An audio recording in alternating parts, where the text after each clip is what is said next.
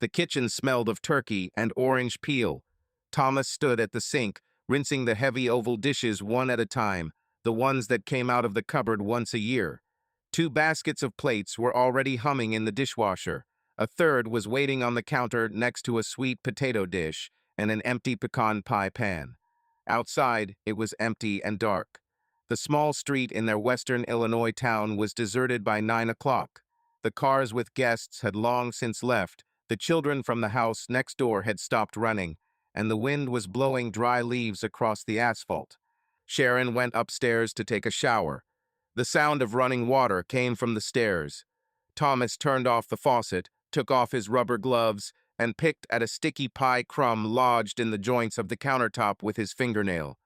There were a few napkins with dried cranberry sauce on them, an empty wine bottle, and half a loaf of cornbread. He always liked order after a big night out. Everything in its place helped him breathe. He moved the jar of leftover pickles toward the sink, then remembered that Sharon's sister Nora liked them and grinned as she left early this time, hurrying to see friends. It was a good thing there was no drama at the table. Everyone was quiet this year, even his mother, Claire, hadn't commented on the politicians on TV. The phone sat on the edge of the kitchen island, its screen glowing with incoming notifications from the family chat. Nora had sent a silly gif of a dancing turkey. Claire had sent a thank you for dinner and a message to wear warm socks tonight because the floors are cold. Thomas tapped the screen and the gallery automatically opened to see how the photos had turned out. He didn't take many photos, a couple of them together in front of the table, 2 on the porch where they were all arguing about how to cut a pie, one of Sharon laughing and holding a casserole dish. He flipped through the pictures, wondering which ones he could print out for Claire. His mother didn't have a smartphone, but she still kept her photos in albums and liked to look at them in the evenings. He stopped at one. A table, cutlery, glasses with the remains of wine. In the foreground, Nora is reaching for bread, which is why her hand is blurry. On the right is Sharon in a light sweater, her hair pulled back into a ponytail, her head tilted towards someone who remained out of frame. In the back of the room is the dark frame of a large old mirror, which reflects the opposite wall and part of the window. Thomas zoomed in. The screen obediently stretched the image, the grain crawling out. There were too many glares in the mirror, but his gaze clung to one corner, as if someone's shoulders, the tilt of the head, and Sharon's hair, only from the back. He zoomed in again. His throat went dry. The reflection really did look like 2 silhouettes close together. He squinted. It seemed that Sharon's lips touched someone's face, a hand on her waist. The shadows were confusing, but the movement was clear. "Tom," Sharon called from above, "are you still messing around?" He turned the phone face down and covered it with a napkin, as if hiding something he had accidentally seen. His voice was normal, tired. "No rush or panic," he said. "Just a couple more plates, and that's it. I'll make tea when I get down. Should I leave you some mint?" "Yes." The water in the bathtub stopped making noise. Thomas sat motionless, looking at the napkin under which the phone lay. His shoulders were cramped. He picked up the device again and returned to the frame. At first glance, one could decide that this was a false angle. The festive bustle, the glaring glass, other people's hands flickering in the reflections. But the hand on his waist was not a reflection. The palm lay confidently, the fingers slightly bent. He peered at the man's hair, or was it perhaps the shoulder of one of his relatives? No, it was a man's shoulder line, a short haircut. The face was swimming, the outlines were blurred. He squeezed the phone in his palm like a hot object and stood up. Thomas put the leftovers into containers, put the lids on, and labeled them with a Sharpie. Turkey, stuffing, potatoes. He always labeled the containers because everything looked the same in the freezer. He put them in the refrigerator, cleared the tablecloth, and shook the crumbs into the trash. Each action was simple and clear. It helped him not to think.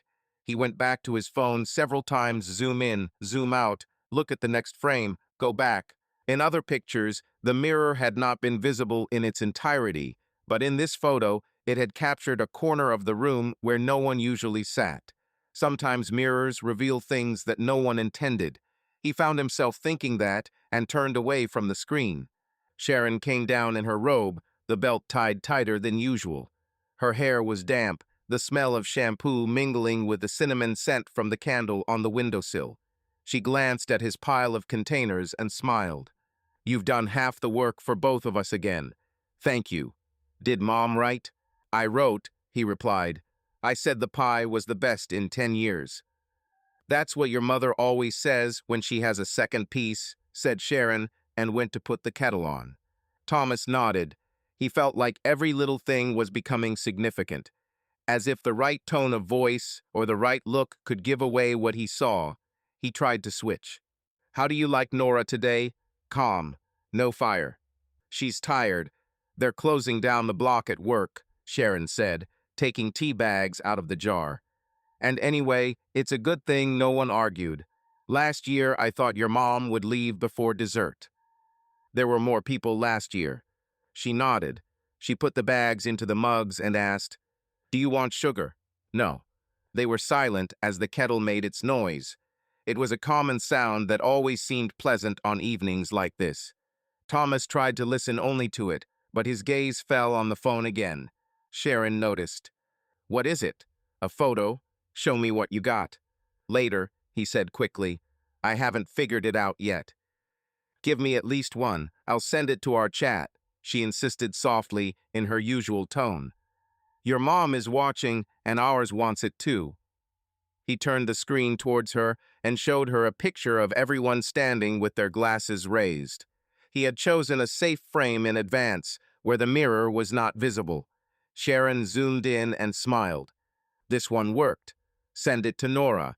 She asked for it to be without the double chin." "I'll send it," he said, and put the phone in his pocket. The kettle clicked. They drank tea by the window, looking at the occasional snowflakes.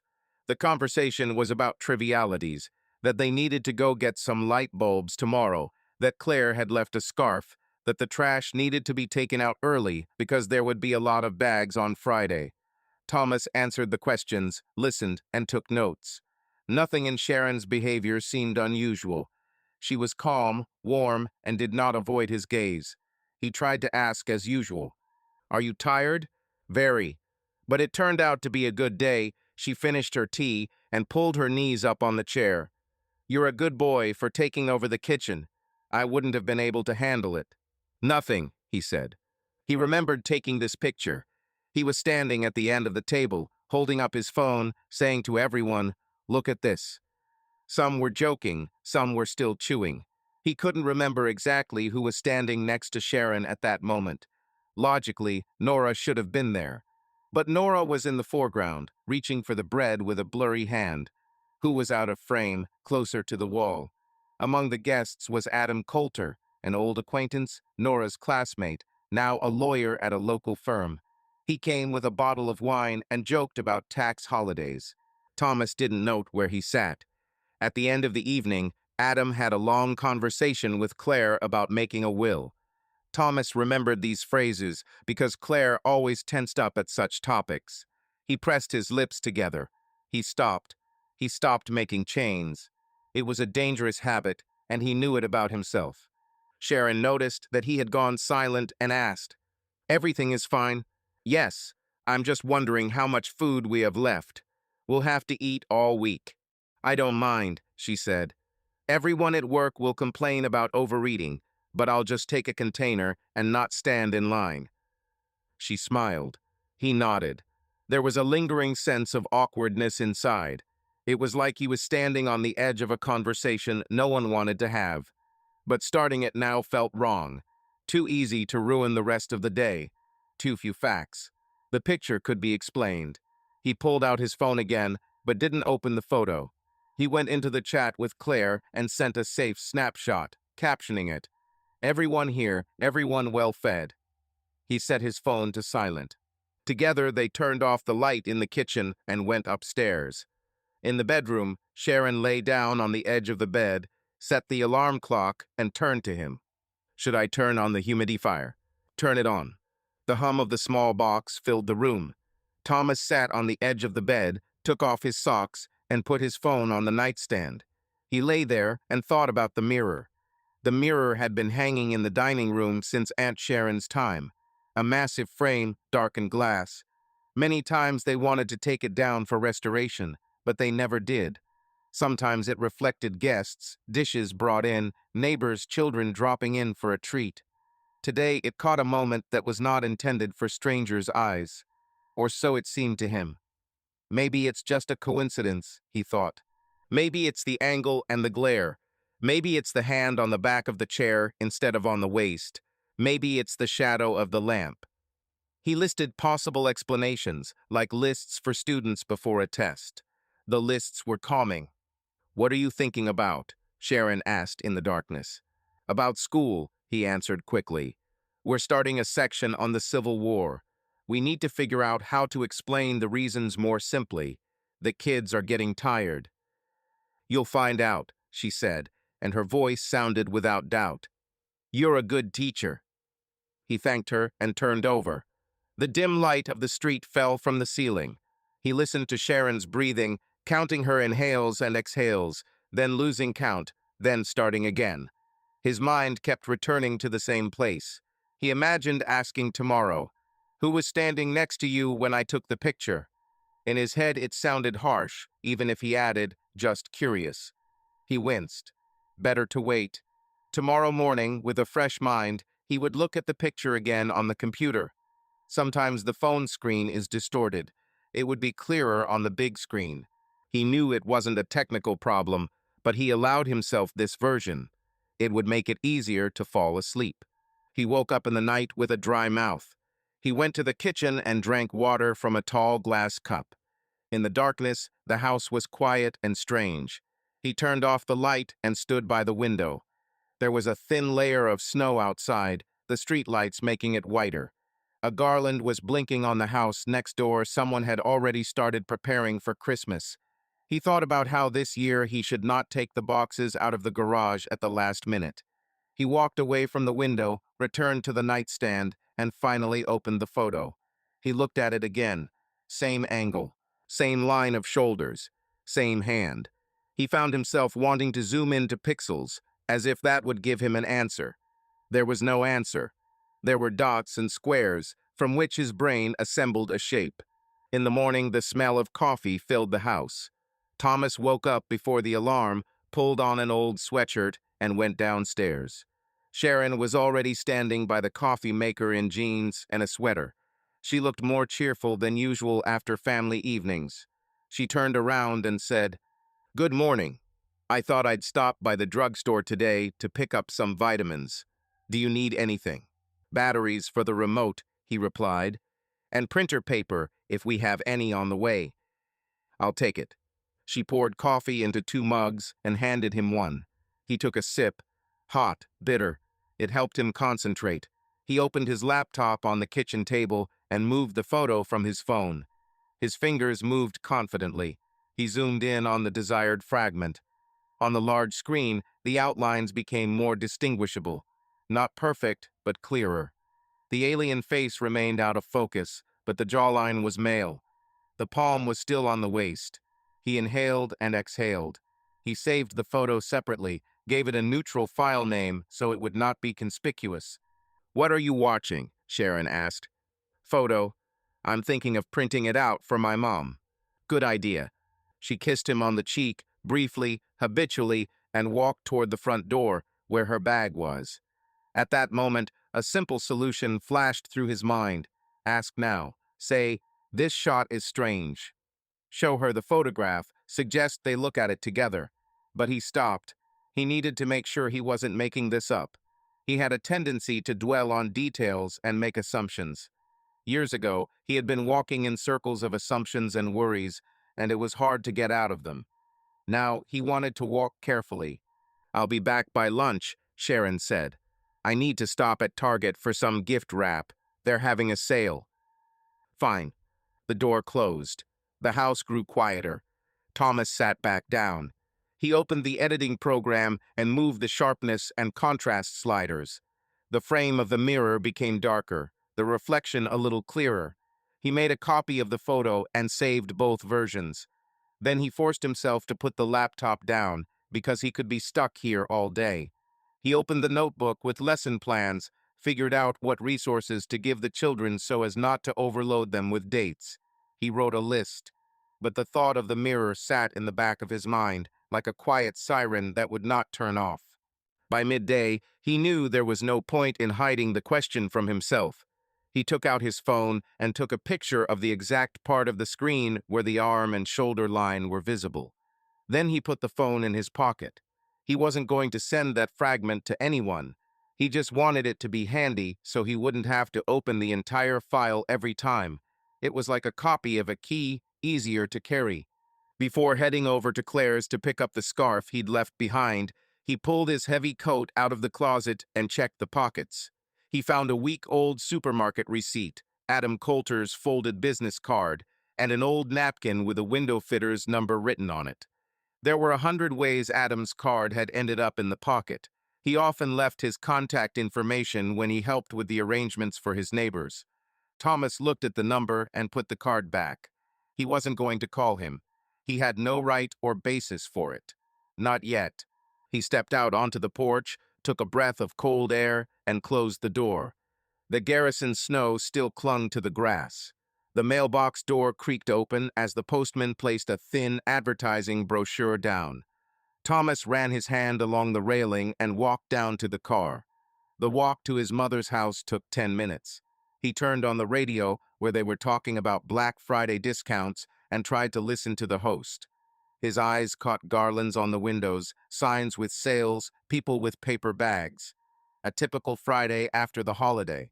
Claire met him in a knitted cardigan, and with pies in the oven, she always baked something when someone arrived. He sat down in the kitchen, told her that everything had gone without arguments, that Nora had left on time, that Sharon would be at the house that evening. Nothing extra. He decided not to say anything about the mirror. Not now. He needed to sort himself out. On his way home, he sensed what he had been trying to ignore. The phone with the photo would be there, and the question that hadn't gone away. He parked the car, put Claire's scarf on a hook, made himself some tea, and sat down at the table again. This time, he didn't open the editor.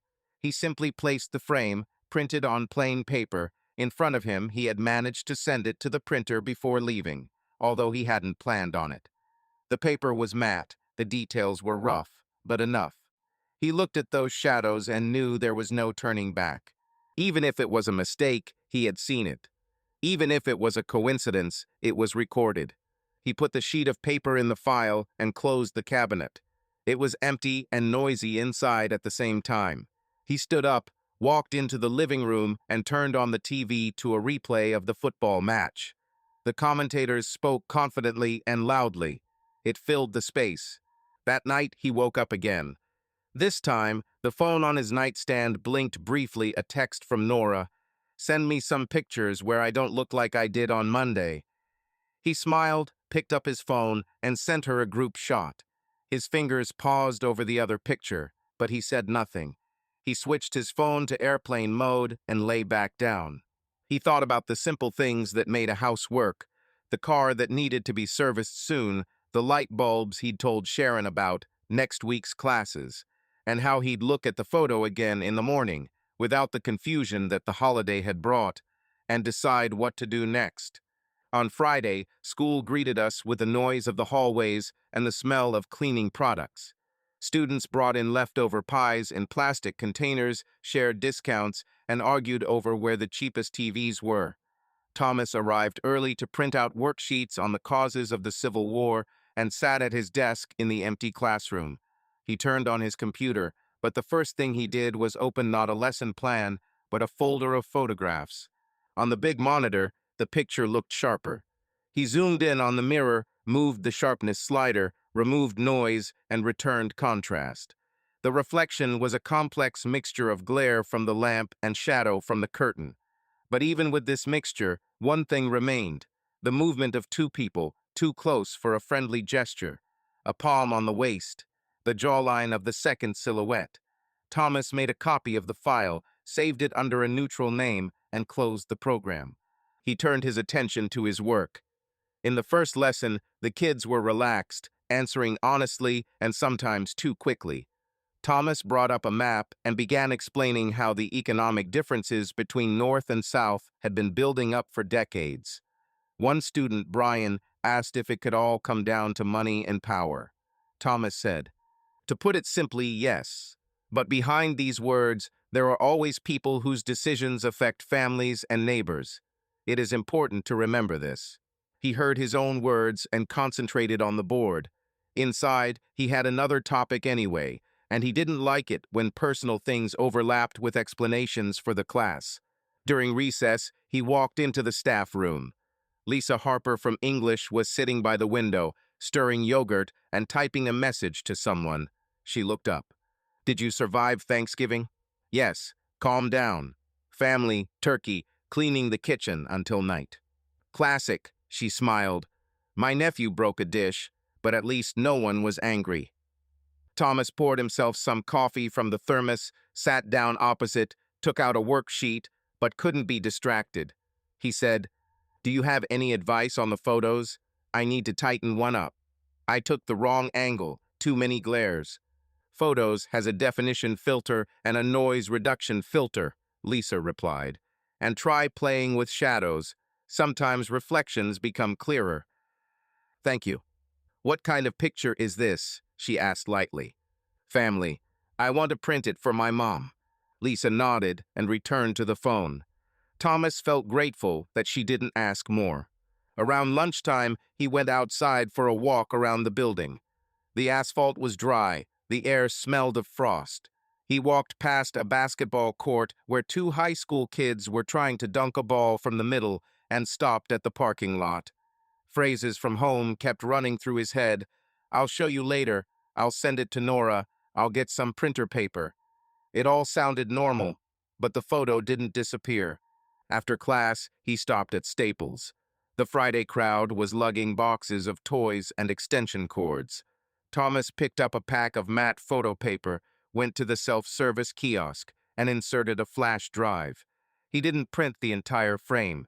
He chose the section with a mirror, two versions, one with sharpened focus, one with the shadows slightly rolled out. The kiosk screen made the picture look sharper than it had at home, but it didn't do any magic. The reflection was still muted. He paid cash, inserted the prints into a simple transparent file, and put them in his briefcase. At home, he unpacked his groceries, put towels to wash, and heated up some soup. At 7, a text came from Sharon. "Going to be late. Went to Target. It's hell at the checkout. Literally half an hour." He replied, "Okay," and started scrolling through news about school grants. At 8:30, the silence of the house began to make itself felt. He wrote, "Where are you?" She received, "I'm leaving. Sorry." She came in close to 10. The door opened, and cold air and the smell of perfume entered the hallway. Thomas immediately realized that this was not her usual scent. Sharon had a light citrus with jasmine, almost imperceptible. Now it smelled sweeter, thicker, with a spicy note.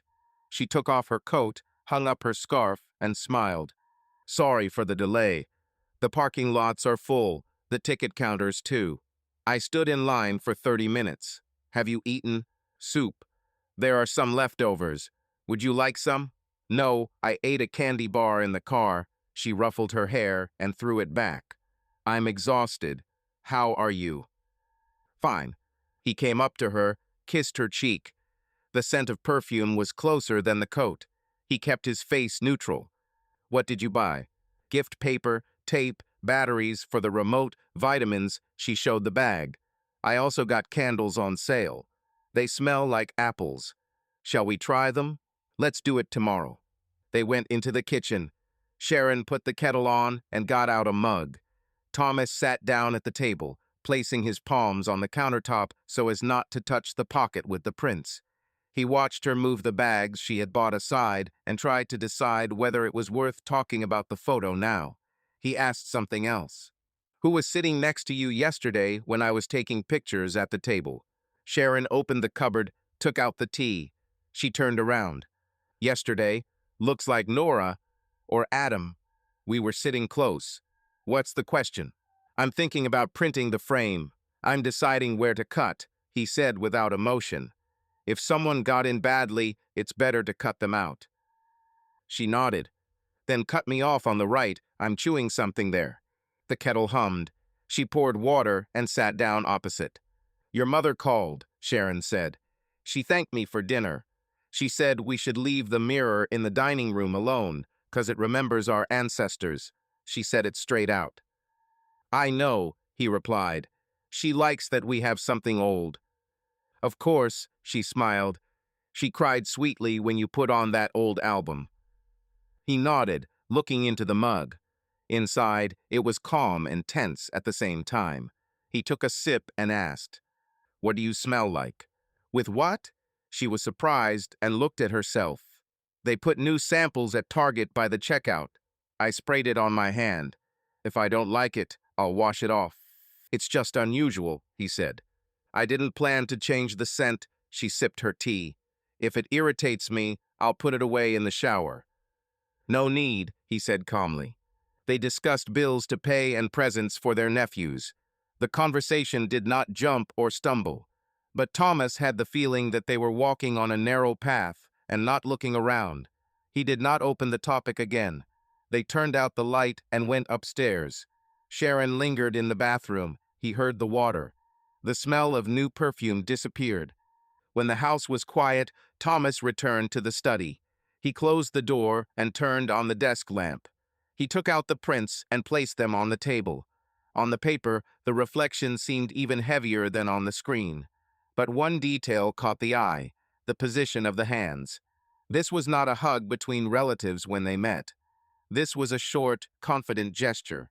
He pressed the magnifying glass from the drawer to the paper. Useless. Nothing new. He opened the computer again, loaded the photo into the editor, tried not to tweak the contrast, but to work locally. A mask on the mirror area, increasing the clarity only there, reducing the exposure around to remove the glare. The picture became dirtier, but the same lines remained. He leaned back in his chair. He remembered Lisa's words about shadows and moved the slider back. The pixels stopped spreading. Everything returned to the original, only with a slightly more rigidly outlined palm. The phone blinked with a message from Nora. Send a photo with the glasses.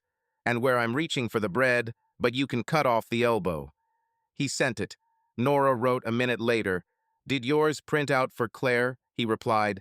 I'll do it this weekend. And put the phone away. He thought about the question again. Should he talk now? He had already heard the explanation about the samples. It made sense. Shopping on Friday after the holiday. Queues. Traffic jams. People in the city did the same. But the photo wouldn't let him leave. He didn't like to live on guesses, but now they had already settled in. He closed his laptop and went into the kitchen to get water. On the table were the shopping lists for December, written in Sharon's handwriting. The groceries, the wrapping paper, the batteries, they all matched. He unfolded the Target receipt in the bag. It had the items on it. It was reassuring. There was no contradiction. He put the receipt back. Everything looked straight. The next morning, he woke up early and went to the gym by the library. Saturdays are empty in places like that. He did 20 minutes on the treadmill, 5 sets on the machine, and in his mind, he found himself repeating the same thoughts. On his way back, he stopped at a small cafe with a beige counter and 2 baristas. He got 2 lattes and a croissant. He decided to bring Sharon coffee, a familiar, neutral, good gesture. At home, she was already in the kitchen cutting apples. In sports clothes, her hair pulled back, her face without makeup. Oh, thank you. She took the glass. I'll clear out the garage today. It's a mess. Can you help with the boxes later? Certainly. They spent the morning sorting through boxes. Thomas found an old snow-covered garland, checked the bulbs, screwed on a new extension cord. Sharon folded the guest blankets into a plastic container, sorted toys for her nephews. She was calm and focused. No weirdness. The conversation learned to avoid sharp edges. He returned to the decision to postpone. He needed clarity, and she needed more facts. By lunchtime, he was at his desk in his office. He wrote down the questions that were bothering him. Who was standing next to him? Who made a move? How often did Sharon stop by without warning? Had there been other smells before? It looked dry, but it helped him hold the frame. He added a line about the mirror. Bad angle or not a coincidental moment. He put the paper in a folder. Claire called that evening. She asked if it was too early to get out the Christmas mugs. She told him that the neighbor had gone to visit her son for a month and asked him to water the ficus. She asked how Sharon was. Thomas said, "Fine, he's sorting out the garage." Claire suggested that they go to church together on Sunday to the fair in the parish hall. He agreed. After the call, he went out into the yard, brushed the leaves off the porch, and checked the mail. Newspapers, advertising brochures, an envelope from the insurance company. He put them on the table. Returning to the house, he felt the familiar warmth of the hallway and again remembered the smell with which Sharon entered yesterday. It was not in any room, only in memory. Before going to bed, he opened the photo again. This time, he didn't try to improve it. He simply looked and named what he saw out loud. Frame, lamp above, edge of window, head, bread tray, hand. When he spoke, he realized that even if it was an illusion, it was too precise. He put the sheet back in the folder, closed it, and turned on a softer desk lamp. He didn't want to dissolve his life in one question, but he couldn't squeeze it out either. "Are you coming?" Sharon called from the bedroom. "Yes." He lay down next to her. She turned and asked, "To your mother tomorrow?" "To the church at the parish. There's a fair there." "Okay, I'll make cookies." "Thank you." They turned off the lights. The house breathed evenly. Thomas stared into the darkness and gave himself a deadline. One more day without talking, then returned to the photo. He decided that on Monday he would ask about who was at the end of the table, not in general, but specifically. And if the answer was vague, he would move on. It was snowing lightly on Sunday morning. Thomas loaded Sharon's box of cookies and a thermos of cocoa for Claire into the trunk. They drove to the parish church, where they were holding a bake sale in the lobby to raise money for the local shelter. There were a lot of cars, and 2 high school kids with vests and flags were on duty in the parking lot. The smell of coffee and vanilla filled the air. There were cardboard price signs on the tables, kids trying caramel popcorn, and a small band playing guitar in the corner. Claire met them at the door, adjusting her name pin. She kissed her son on the cheek and nodded to Sharon. "You're on time, as always. We'll put the cookies next to Mrs. Reynolds's pies. They'll be the first to go." "Put it down," Sharon said, and led the box to the table. Thomas helped take off the lid, smiled at the neighbor who tried their cookies, and said that the recipe should be written down. He nodded, although the recipe was very ordinary. He tried coffee from a plastic cup, listened to the conversations around him about discounts, about nephews, about the school hockey team schedule. Adam Coulter stood at the lottery counter, sorting tickets and joking with teenagers, offering them luck for $2. He was wearing a knitted jumper, looking cheerful and confident. He saw Thomas. "Tom, buy a couple, support the shelter. When you pull out a bike, tell them it's for history lessons." "History will appreciate this," Thomas replied, taking out $5 and taking the tickets. "Say hi to Sharon, and your mom too," Adam said, looking over their heads at the table of baked goods. "It's a nice fair this year. I'll pass it on." Thomas walked to the wall, checked the ticket numbers, and put them in his pocket. He noticed how easily Adam communicated with people. It was noticeable, but not surprising. He always behaved like that. Sharon sold cookies, laughed, argued with Nora on the phone about choosing gifts for her nephew. Nora promised to come by, but never did. By midday, the flow of people began to subside. Claire sat Thomas at the table, shoved a piece of apple pie into his hand on a plate. "Eat. You're walking around again like you have a test." "I just didn't sleep much," he said. "It's fine." "Don't push yourself," Claire said. "The holidays aren't a competition." He nodded. He tried to keep his eyes on the people and the tables, not on the single detail that was pulling away from the inside. At 3, they had the tables cleared away, the crumbs cleared away, the remains put into boxes. It was getting colder outside. Sharon rubbed her palms together. "Let's stop by Walgreens," she said. "I'm out of eye patches, and I need to pay for Carol's work photo." "Okay," Thomas replied. Walgreens was not crowded. Sharon picked up a bag at the print counter and bought her toiletries. Thomas walked up and down the aisles with batteries and cartridges, mechanically reading the labels. In his pocket was his envelope with the printed mirror fragments. He did not take it out. Returning to the car, Sharon asked, "Should we go home or to your mother's? Should I give her the container?" "Let's go home. Mom will come by herself tomorrow." At home, they unpacked. Sharon went into the bedroom to change, then went into the shower. The water was running smoothly, like on Thursday. Thomas stood in the hallway, listening to himself. The photo was still there. The fare, the people, the conversations, all this gave a short respite, but did not erase the question. He went into the bedroom. The window looked out onto the street. A thin layer of snow lay on the neighboring roofs. On the dresser stood her jewelry in a small box. Next to it, a glass with makeup brushes. At the bottom of the nightstand's 3 drawers. He walked up to her nightstand. He knew it was foreign territory. An unpleasant lump rose in his chest. He didn't like such actions and always told himself that he wouldn't go down that path. But he was already standing next to her, looking at the drawer handle. The water in the bathroom was making noise. There was little time. He opened the top one. There were hair ties, nail files, napkins, old movie tickets, a week-old Target receipt, a coupon for a discount at a salon. Harmless things. He returned everything as it was. The second drawer. There were letters from the insurance company, a couple of birthday cards from coworkers, and a small box of earrings.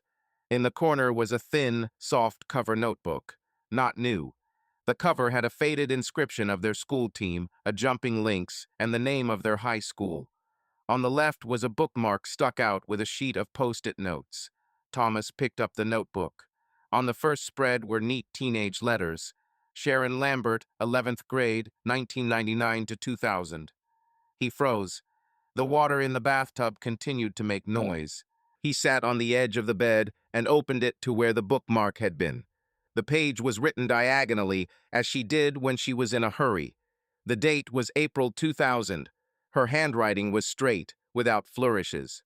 "I want someone to love me outside of marriage, so that I know it's possible. Not because things are bad at home, but because I don't want to be someone's right half for the rest of my life." Thomas felt his fingers tighten around the edges of the notebook. He turned the page. Another entry, undated. "You have to really live. That's what Miss Carter said when we read The Grapes of Wrath. No one has to play a part. If no one knows, it doesn't count." He leafed through. More notes about plans to go to Chicago to study, about the fear of being stuck in the provinces, about dancing at graduation. Between them were short notes that looked like rules. "Don't make promises you can't keep.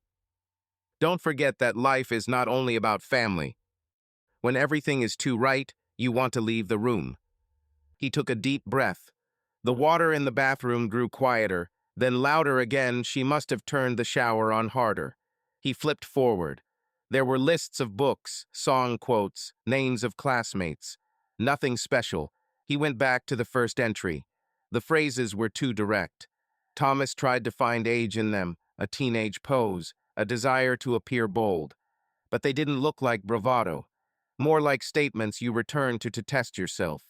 He closed the notebook and put it back where he had found it, under the insurance letters. Carefully moved the envelope so that everything lay the same way. He closed the drawer. His heart was beating faster than he wanted. He quietly left the bedroom and went to the kitchen. He turned on the kettle. He thought that he needed to calm down, not make a scene, not jump to conclusions. These were the notes of a 17-year-old girl. 20 years had passed. People change. But the phrases had not faded from the paper. They were clearly legible. Sharon came out of the bathroom in a robe, drying her hair with a towel. She saw the kettle. "Thank you.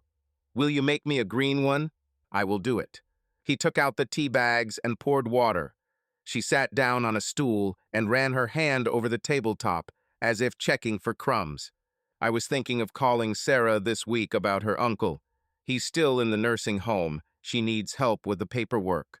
Adam said he could make a power of attorney for one of his nephews. I'll have to ask. Call, Thomas said. She could use some support.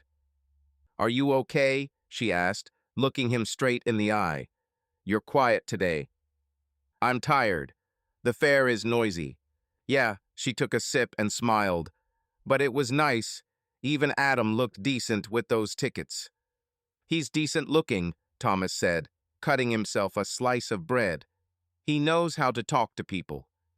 That's how it works, Sharon shrugged. Okay, I'll change and go sort out the laundry. She left. Thomas took a few sips, sat down, and placed his palms on the mug. He knew that what he had done was a step beyond the line. He hated to admit it. He could have told himself that he was looking for old photos for his mother, but that was an excuse.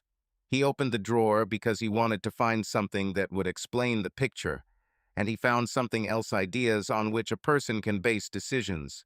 He remembered the photo in the mirror and the phrase, "If no one knows, it doesn't count." The connection was obvious. He pushed it away. Teenage text cannot be directly transferred to adult life, but he had already done so in his head. In the evening, they went to Claire's to deliver the containers and pick up the shawl. They were silent on the way, listening to a radio station playing songs from the 2000s. Claire's house smelled of cinnamon. She sat them down in the kitchen, poured tea, asked how the fair had gone, and praised the cookies. Sharon animatedly discussed who had the best table, laughed at how the boys had mixed up the prices of the cupcakes. Thomas listened and answered briefly. At some point, Claire looked at him longer than usual, but said nothing. At home, Sharon took a box of garlands out of the closet. She wanted to hang one on the porch tomorrow. She asked Thomas to check the staples. He checked. He found a pack. He put it on the shelf. They went to their rooms. The night brought silence again. Thomas sat down in his office and opened his notebook for notes, the one where he plans lesson topics and sometimes makes notes about life. He wrote the date. He wrote briefly. Found Sharon's school notebook. Notes. I want someone to love me outside of marriage. I need to live for real. If no one knows, it doesn't count. The feeling is unpleasant. The fact is a notebook from 20 years ago.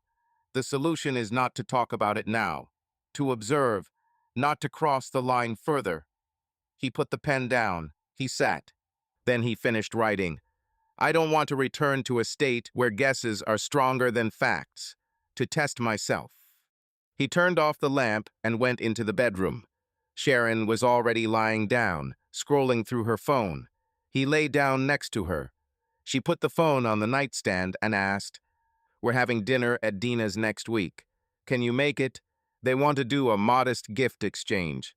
I can, he said. Fine. She kissed his shoulder. The gesture was light and unsubtle. He closed his eyes. The day's scenes replayed. The church hall, Adam's voice, the receipts at Walgreens, the drawer, the notebook. He felt guilty for reaching into it. And yet he knew that if he hadn't, he still wouldn't have been able to sleep. The thought of the picture remained. The words from the notebook stood next to it now. In the morning, while he was cooking oatmeal, Sharon came down, tied her hair, and poured herself some coffee. I'll run into the office early today, she said. We're closing the month. I'll be back by 7. Fine. Can I get you something? She asked, putting on her jacket. I'll be downtown anyway. No, everything is there. She nodded and went out. The door closed. The house became quiet. Thomas washed the bowl, wiped the table. He didn't want to go to school. He sat down and the sun hit the glass so that dusty streaks became visible. He took a rag and wiped it. He returned to the table. He took the sheet of his note and reread the last lines again. He put it away. He stood up. He sat down again. This indecision was irritating. He opened his phone and texted Nora briefly, How are you? I didn't see you at the fair yesterday. Nora quickly responded, Stuck with friends, sorry. Are you okay? He wrote. Yes. Finishing up the cookies. Nora sent an emoji with wheel eyes and added, Sharon is a hero. Tell her. Thomas typed, Will tell, and deleted. He wrote, Will tell. That was the end of the conversation. He closed his phone and went to the window. The snow had grown thicker. He thought about the notebook. He wasn't going to go back to it. But the words had already entered his field of vision. He felt a new background falling on his usual gestures: to-do list, checking homework. It wasn't loud. It was just there. He decided that in the evening he would open the photos again and calmly, without rushing, review the folder for the past years. Not to look for scandals, but to understand where the same man might be. He didn't know if he was in the other shots. But now he wanted to check. He took his briefcase, keys, and wool cap, locked the house. The car started on the first try. The radio was talking about snowfall in Minneapolis. He went to school. Tuesday was a long corridor of classes and tests. By evening, Thomas was sitting at the dining room table, grading his grades in an electronic journal. A supermarket grilled chicken and a salad from a bag of pre-made dressing were cooling on his plate. Sharon texted at 6:30, going to be late, inventorying at the warehouse, helping the girls. Be back later. He texted back, okay, and switched to essays on the compromises of 1850. The house was filled with soft music from the local station, and it was getting dark outside. At 7, the bell rang. Thomas glanced at the video call screen on the phone by the door. Nora was standing on the porch in a long-down jacket, with a bottle of wine and a brown bag. He opened it. "Surprise," Nora said, already taking off her shoes. "Don't be scared. I was in a town nearby and thought I'd stop by. And I brought this," she raised the bottle. "Pinot Noir from Oregon." The seller spoke as if this was a ticket to a better life. "Come in," Thomas said. "Sharon's running late, but we've got chicken and salad." "Great. I brought cheese and crackers, and a story about the neighbor, but that's later." He took her down jacket and hung it in the hallway. Nora went into the dining room, put the bag on the table, and looked into her plate. "Are you really eating alone? It's illegal. Open the wine. I'll pour it out and tell you why I urgently needed to leave the house." Thomas removed the cork and found 2 glasses. Nora sat down, tucked her leg under her, and looked around the rooms as if checking that everything was in its place. She always did that, an older sister's habit.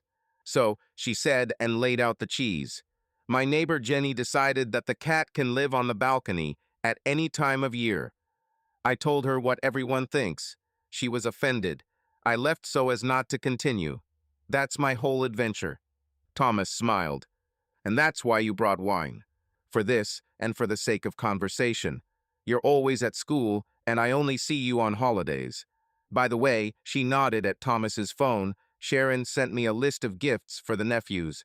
I tell her, you're taking on everything again, and she says, it's more convenient this way. She really likes to control everything, doesn't she?" "Yes," he said. "It's her way of keeping order." "And your method is lists and containers," Nora chuckled. "And that's normal. We all calm ourselves down with something." They took a sip. The wine was soft, slightly acidic. Nora bit into a cracker, paused, then looked at him carefully. "You seem so collected today, even for you." "You could say that," Thomas replied, unscrewing the lid of the salad wrapper. "I have a lot to do at school." "Yeah, a lot to do," Nora drawled and put down her glass. "Look, I don't like eavesdropping and butting in, but tell me, are you okay? You and Sharon." "Why do you ask?" "She called me yesterday from the parking lot." Her voice was not sad, but tense. She said, "Everything's fine, she's just tired." When people say that, it means that not everything is fine. Thomas felt something inside him respond. He chose the form of his answer. "We're both tired. Holidays, school, her work." "I see," Nora nodded. "You know, sometimes I think Sharon could use some letting go. She holds on too tightly, and when you hold on for so long, your arms get tired." He nodded and pretended to switch to cheese. Then he said, "Do you call her often?" "Almost every day. Sometimes over trifles, sometimes seriously. We are different, but together we are calm. She can be silent, and I can talk." Nora smiled again. "Ask Tom. I see what you want." He understood that now was a fine line, but the moment was there. He carefully. On Thursday, when we were taking pictures at the table, who was sitting next to Sharon? I'm trying to get a shot for Mom, and I don't want anyone to be in a weird angle. Nearby, Nora thought, I was closer to you, reaching for the bread. Near Sharon, I think Adam passed by, gave her the salt shaker. He's everywhere, as always. Why? It's just a questionable shot, he said. There's a lot of glare from the mirror. Oh, that mirror, Nora snorted. I can't stand it. It always feels like someone's standing behind you. I've told Sharon to take it off, but she likes family things. Thomas nodded. Nora took another piece of cheese and smiled differently, as if she had decided that it was time to cross the line. Okay, she said, lowering her voice. You're not taking this as an interrogation, okay? It's just, you know how Sharon's always been. She's a chaser. In a good way, she likes the process. The idea, the preparation, the persuasion, the pursuit. It's about everything. Work, discounts, relationships. It's like she's testing the waters. Not because she's unhappy. She needs the feeling of a game. Thomas put down his glass. He tried to keep his voice even. Is the huntress about flirting? Sometimes, Nora answered honestly. People always liked her. At school, she could just agree to an extra attempt on a test with a glance. At the store, she could get a refund without a receipt. She could do it. And she liked that she could do it. That's nothing new. It's not very pleasant for a husband to hear, Thomas said calmly. I understand, Nora nodded. You have the right to be uncomfortable. I'm not saying she's bad. She's a normal person. She just has this motor. If it's not being used, you can hear it. They were silent for a moment. A relay clicked quietly on the stove. The electric oven went into economy mode. Nora added, Adam is around because he is the same. He loves to talk. He loves to influence. They are similar in this. He is recently divorced. He has a lot of free time.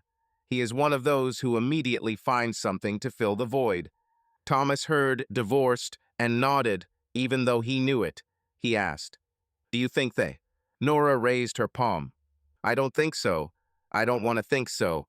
I'm a sister, and I have boundaries. But I can tell when people are playing. And I hear her say, I'm going shopping, and then she writes that she might be late. I'm not saying there's anything specific there. It's just translated as, I need space. She doesn't have to report to me, and she doesn't always report to you. But you can feel it. I can see it in you. Thomas took a breath. He felt his chest tighten. He said, I don't want to draw conclusions based on indirect things.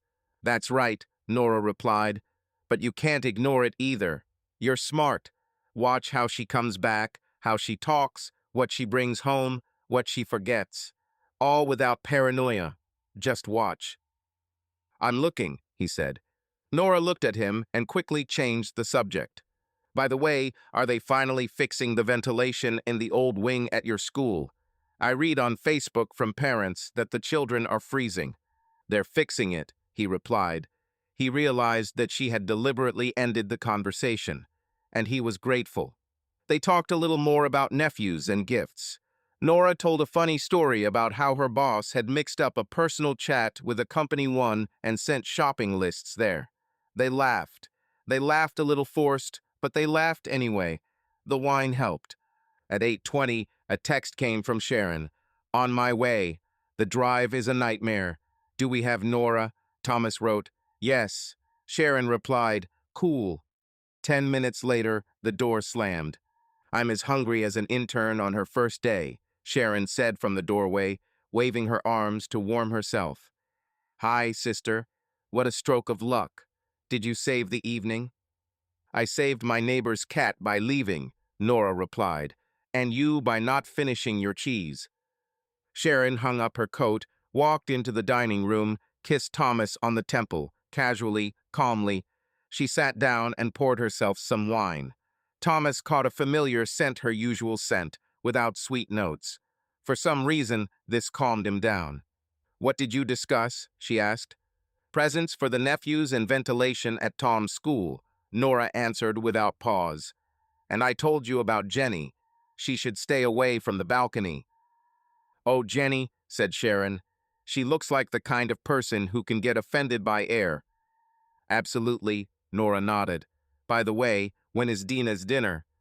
Saturday, said Sharon. Gift exchange. Small and quick. I'll make potato boats. Tom, can you do it? I can, he said. Good. I'm exhausted today. The warehouse was a mess. Sharon took a sip of wine and put the glass down. And it was cold, like a bus in January. But we made it. I'm proud of me, Nora said with a smile, copying her sister's intonation, and they both laughed. Thomas watched them. Smiles, quick jokes, old habits. He watched the way Sharon avoided Nora's eyes when she said shopping, and how quickly she changed the subject.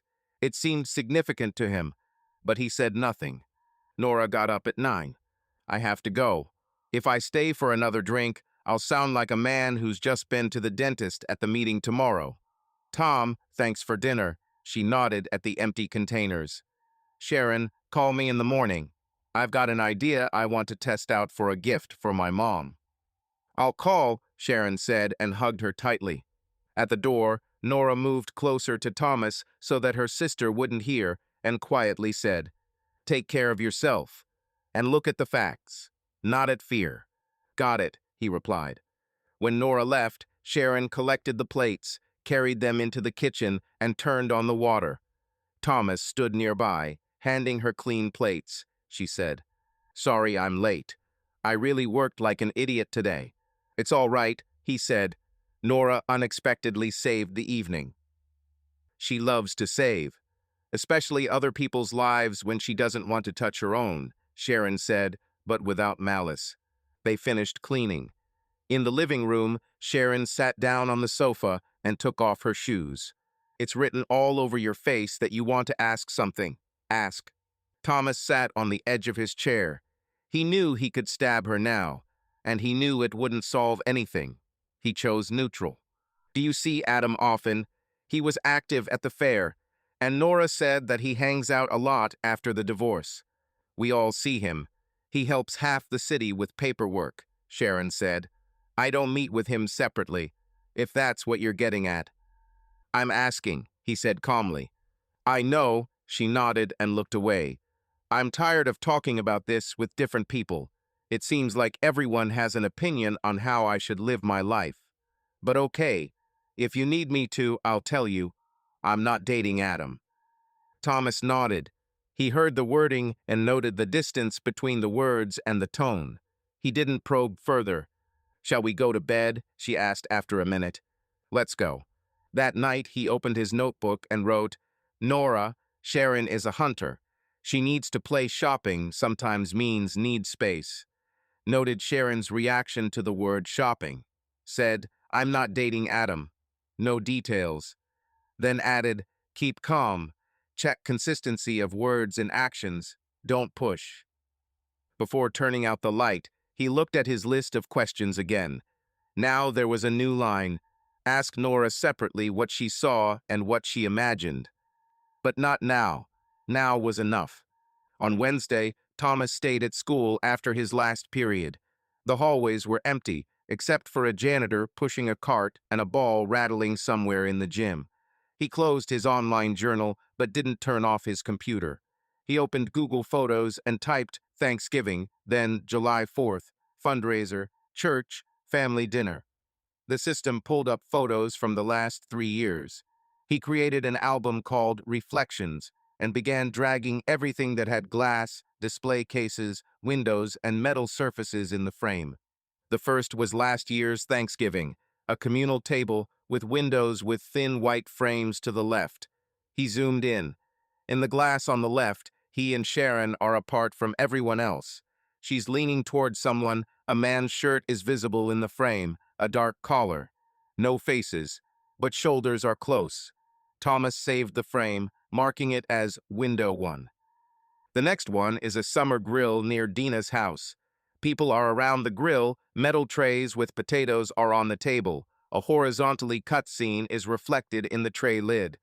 There are hands there, one is placed on someone's lower back. There is a bustle around, but the gesture is readable. Thomas squinted. He scrolled further, no longer general plans, but details. He opened a photo from a church fundraiser in the spring. Sharon was standing at a rack of raffle tickets. Adam was standing next to her. The reflection of the glass door showed them talking, leaning closer than they normally would in public. There was still something to explain, but the eye set priorities on its own.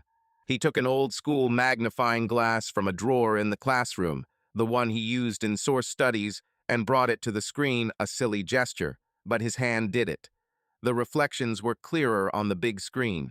He took a few screenshots, put them in a folder, and didn't set a password, nothing criminal, just order. He put the magnifying glass away, turned off the monitor, and took a deep breath. He felt like a man who puts cards on the table and is in no hurry to shuffle them. Lisa Harper caught up with him on the way out. "Are you still here? Will coffee help?" "Thank you, I'm leaving now," he said. "How's your theater on Friday?" "I took the tickets. If you change your mind and want to go, let me know." He nodded and walked out into the parking lot. The wind was sharp, the sky thick. He got into his car and drove not home, but to the library at City Hall. There were plenty of empty tables in the reading room. Behind the counter sat the librarian, Amy, a woman in her 50s he knew from school projects. "Tom, hi. What are you looking for?" "Old Willow Ridge High yearbooks. Issues around 2000. And, if available, newspapers from the last couple of months. Classified section. Albums in the left cabinet, newspapers on microfilm, but it's easier to look at the advertisements on the counter. I can bring the Herald for November." "Thank you." He sat down at the table and pulled out the 2000 album. He flipped through the pages of teams, clubs, and alumni. Photos from their schools, girls with straight partings, boys with chains, frames around the football team photo. He found Law Club Adam Coulter in a shirt, looking straight into the camera, thin lips, a strong jawline, short hair. Thomas's gaze lingered. The face had matured in 20 years, but the architecture was the same. He flipped through prom, random shots labeled life lessons. One showed Sharon laughing with a group of girls, a short note from the editor at the bottom, "Be brave." Thomas didn't linger. Amy brought a stack of November Heralds. He leafed through the ads, anniversaries, obituaries, personal service ads. There were no divorces, per se, but there was a small item. City Court sets date for property division hearings. Among the names listed was Coulter v. Coulter. No details. That was enough to tie his recently divorced not only to Nora's words, but to the paper. He returned the papers, thanked Amy, and drove home. On the way, he stopped at Kroger and got milk and bread. In the cookie aisle, he ran into Adam. He was pushing a basket with one hand, holding a to-go coffee in the other. "Tom," Adam smiled as if to a friend. "Are you caught in the evening shopping trap too?" "It looks like it," Thomas said. "Listen," Adam said, "I'm here collecting paperwork for free consultations for the elderly at the parish. If your mother needs anything, pass on my number. I'll help without unnecessary bureaucracy." "I'll pass it on. And one more thing. The guys and I are thinking of having a men's meeting on Tuesdays just to talk, no ceremony. You could come in handy. You have a calm head. I'll look at the schedule." They parted. At the exit, Thomas noticed candles from the winter spices collection in Adam's basket, a package of napkins and a package of baking papers. Little things, nothing special, but his gaze recorded the data like a table. At home, he unpacked the groceries and put the kettle on. Sharon wrote, "I'll be back by 8. He sat down at his laptop and opened Facebook. Adam's page was partially open. Photos from the marathon, posts about local basketball, a repost of an article about the rights of the elderly. The status was single, and the change date was early October. Comments: "Hang in there, it'll get better soon, call if anything happens." Sharon had liked the post about free consultations and the photo after the marathon. Nothing offensive, but under one post at the end of October, there was a photo of their church charity evening. In the general shot, Sharon was standing next to Adam, about 20 centimeters between them, Their engines were on, you could tell by their bodies. Thomas clicked who was tagged. Sharon Blake, Adam Coulter, Willow Ridge Church. He closed the tab so as not to scroll endlessly. He went into his folders. He found photos from August, a picnic in the park. Children chasing bubbles, parents at tables. One shot showed the glass door of a pavilion, and in it was reflected a narrow corridor with a drink machine. The reflection showed figures standing closer than people usually stood in a corridor. Thomas zoomed in. The outlines were blurry, but the key line of the shoulder matched what he had seen in the album. He labeled the frame Park Door. He took a folder of printouts out of a drawer. He laid them out on the table. Mirror dining room, window 1, tray grill, door park, glass church. 5 dots. He took a pencil and wrote down the dates on a clean sheet of paper. November, July, May, August. Next to it was the location. Home, Dina's, Parish, Park. Separately, Adam, status October. He didn't draw diagrams, he just listed them. Sharon arrived at 9. She entered quietly, took off her coat, and looked into the kitchen. I stopped at Sarah's mom's and took her some papers. Have you had dinner? Yes, there's some soup left if you want it. No, I had a snack in the office. I'm tired, like a student at an exam session. He nodded. There were printouts on the table, but they were turned face down. Sharon looked at them and asked, "What is this?" "I'm trying to choose a photo for my mom. The printer is acting up." "Let me help you." She reached for the sheets, but he pushed the stack towards himself with his palm. "I myself. There are still some rough versions there." She shrugged and took a mug from the cupboard. She poured herself some tea and sat down opposite him. "Don't be late for Dina's on Saturday," she said. "She's one of those who works by the clock." "Fine. And one more thing. I have to stop by Aunt Alina's on Sunday. She's complaining about the stove again. Adam said he could look at the contract with her management to get them moving." "Okay," he said. "Let's do it Sunday morning." She nodded. He looked at her calmly. Her usual scent. Her usual movements. Nothing extra. Thomas found himself believing for a moment that all this could simply be put in a drawer and closed.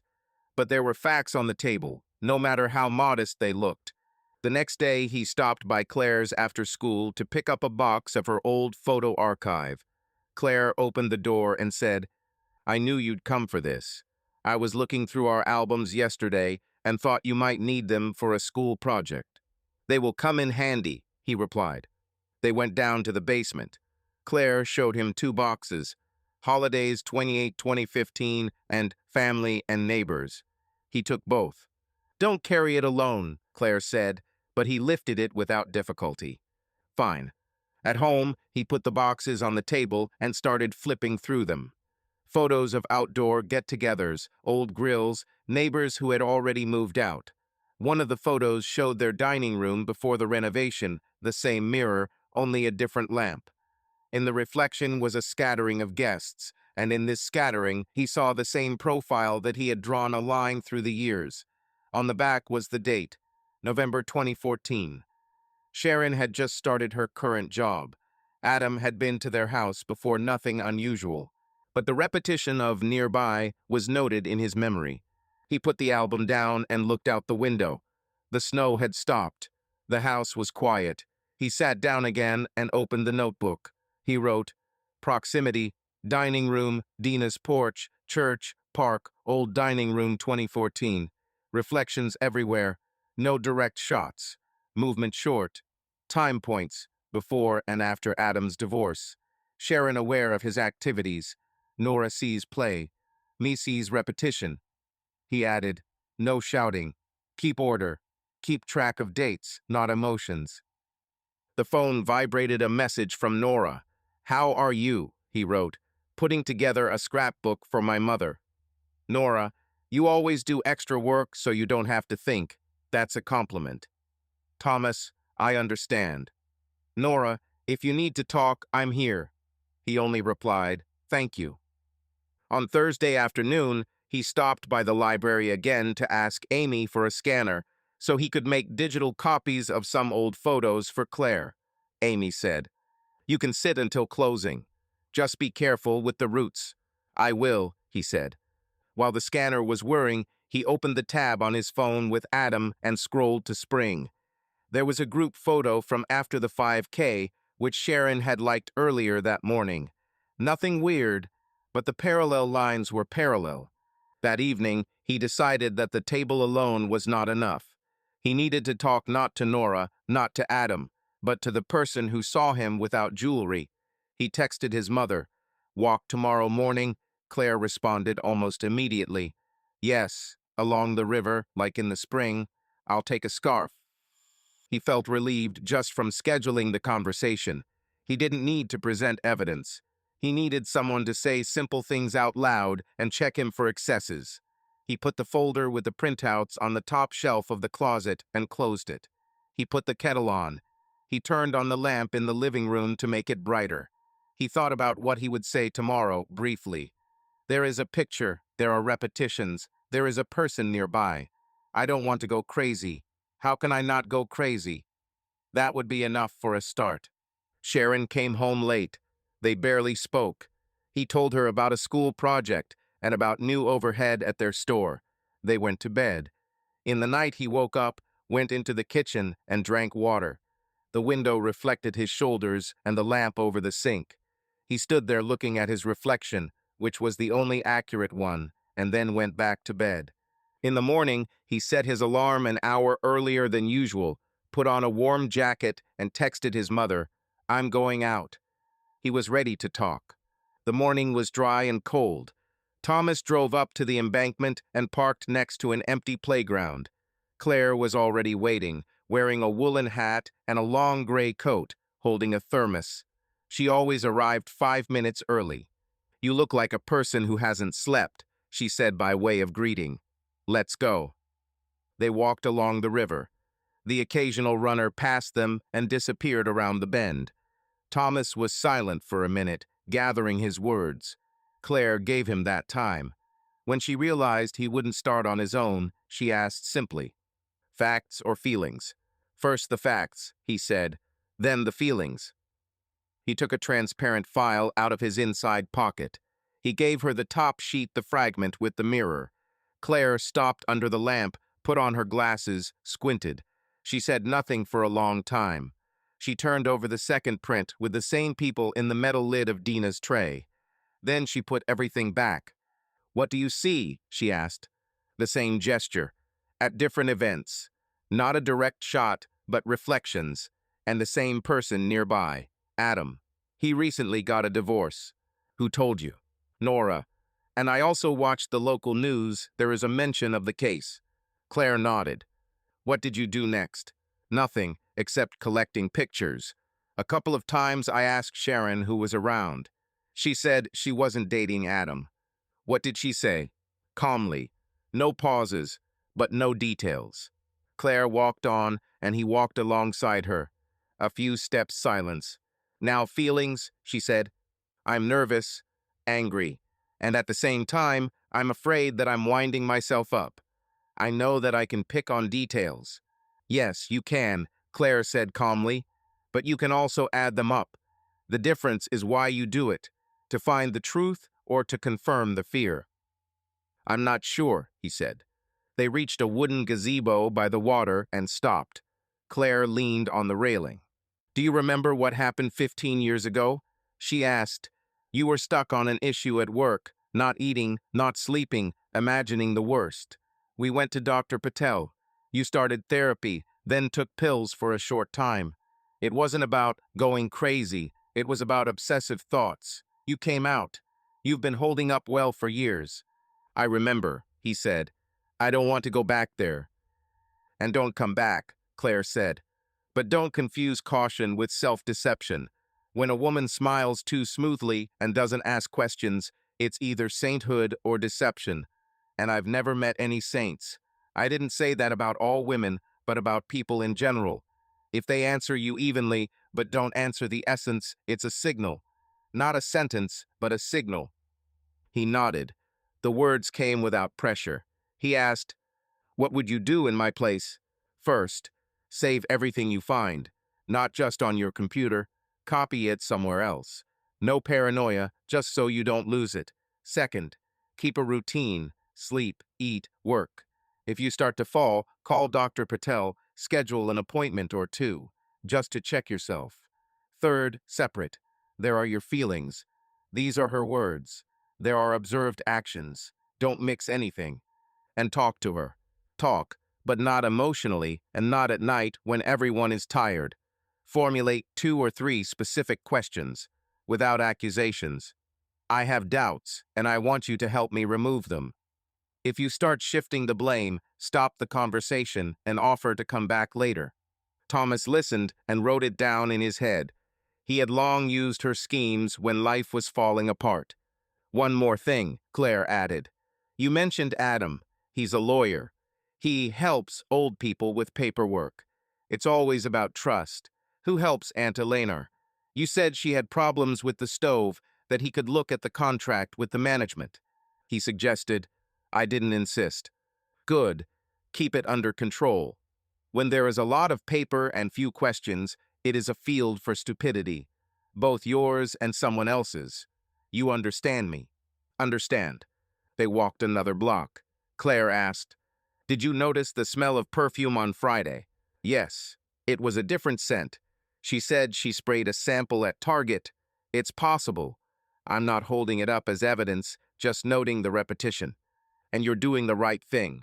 Write down the repetitions, not the interpretations. They went into a small diner on the corner to warm up. It was quieter than usual inside. They got coffee and an omelet for 2. They sat by the window. One more thing, Claire said as the mugs arrived. Is Sharon's grandmother's house still empty? Yes, it's on a hill on the western edge. No one's lived there for a long time. Nora and Sharon pay the taxes in half. They both have the key. Have you been there for a long time? No. A couple of years ago, when we were sorting through rags for charity. It's a place where you can meet and not disturb anyone, Claire said evenly. I'm not saying that's true. I'm just saying that empty houses in a family's orbit are convenient for secrets. If you ever want to find out, don't do anything alone and don't make a scene. It's best to come during the day, call ahead if there's a reason, but don't just run there now. It's not constructive. He nodded, connected them in his head, house, keys, emptiness. Put them next to him, no action yet. You said copies and regime, he said. I keep a list anyway, lesson plans and life chunks in one notebook. It helps. Good. Also, don't close yourself off from people. Don't go to school completely. Call one person who knows you, not Nora. It'll be hard for her to stay neutral. Maybe Lisa from school, if you trust her. Or old Hank from the neighborhood to go fix something together. Simple things ground you. He smiled with the corner of his lips. He felt a little better. And finally, Claire added, if you're going to do verifiable things, do them legally. No break-ins. No crazy late-night driving. A porch camera, yes, as long as it's your home and it doesn't violate state law.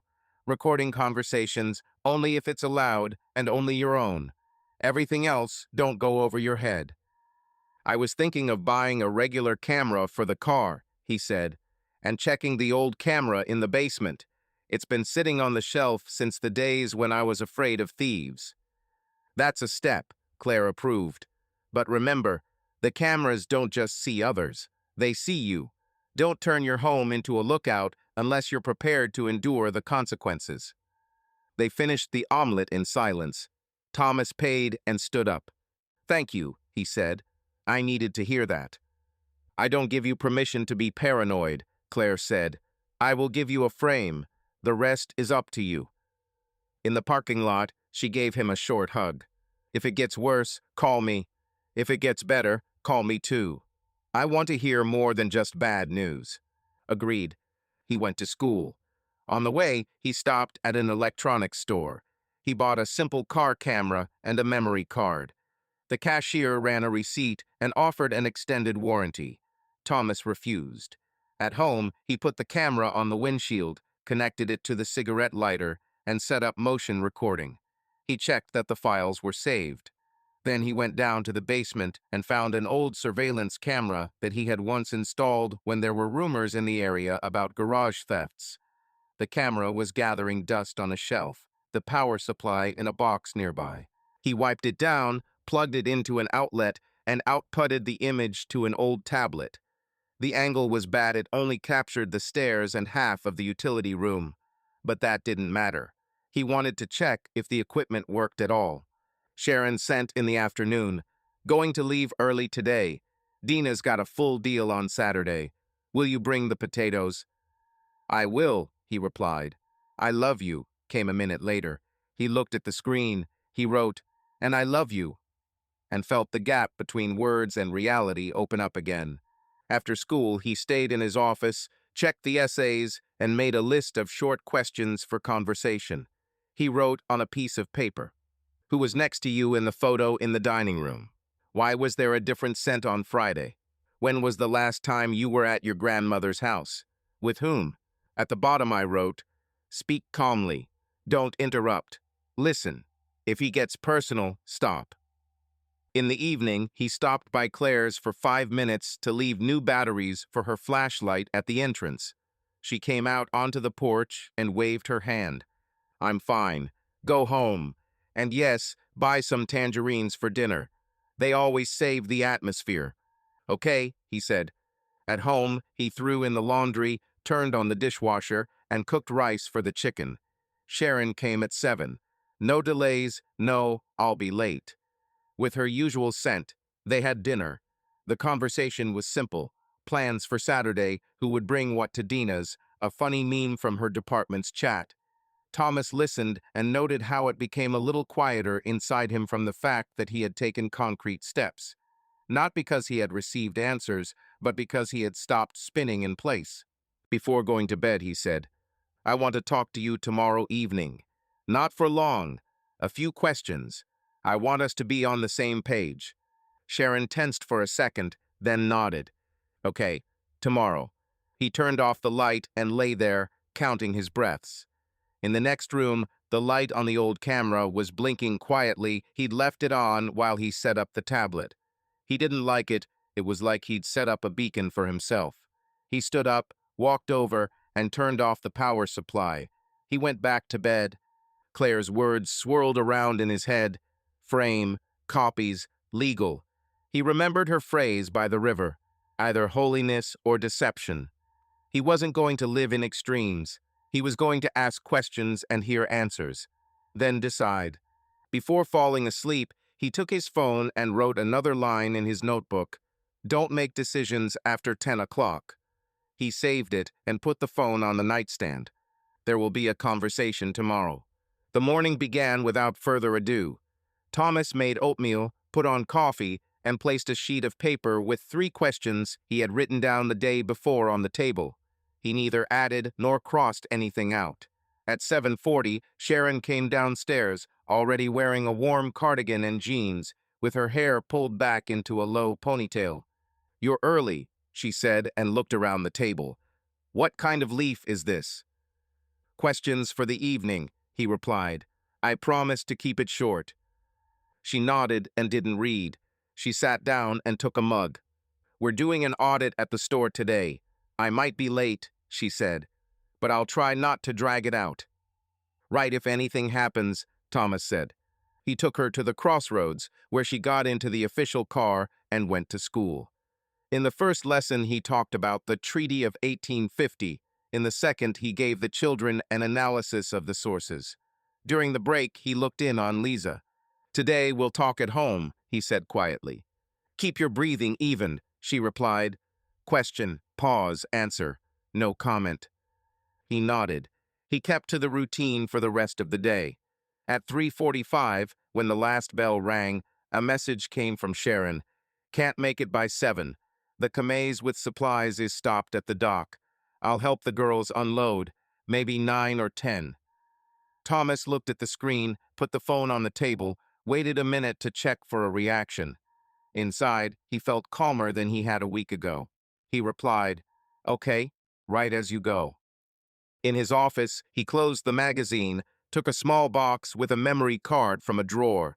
the one he had bought yesterday. He went into the school garage, got into the car, and checked the camera on the windshield. Date, time, recording cycle.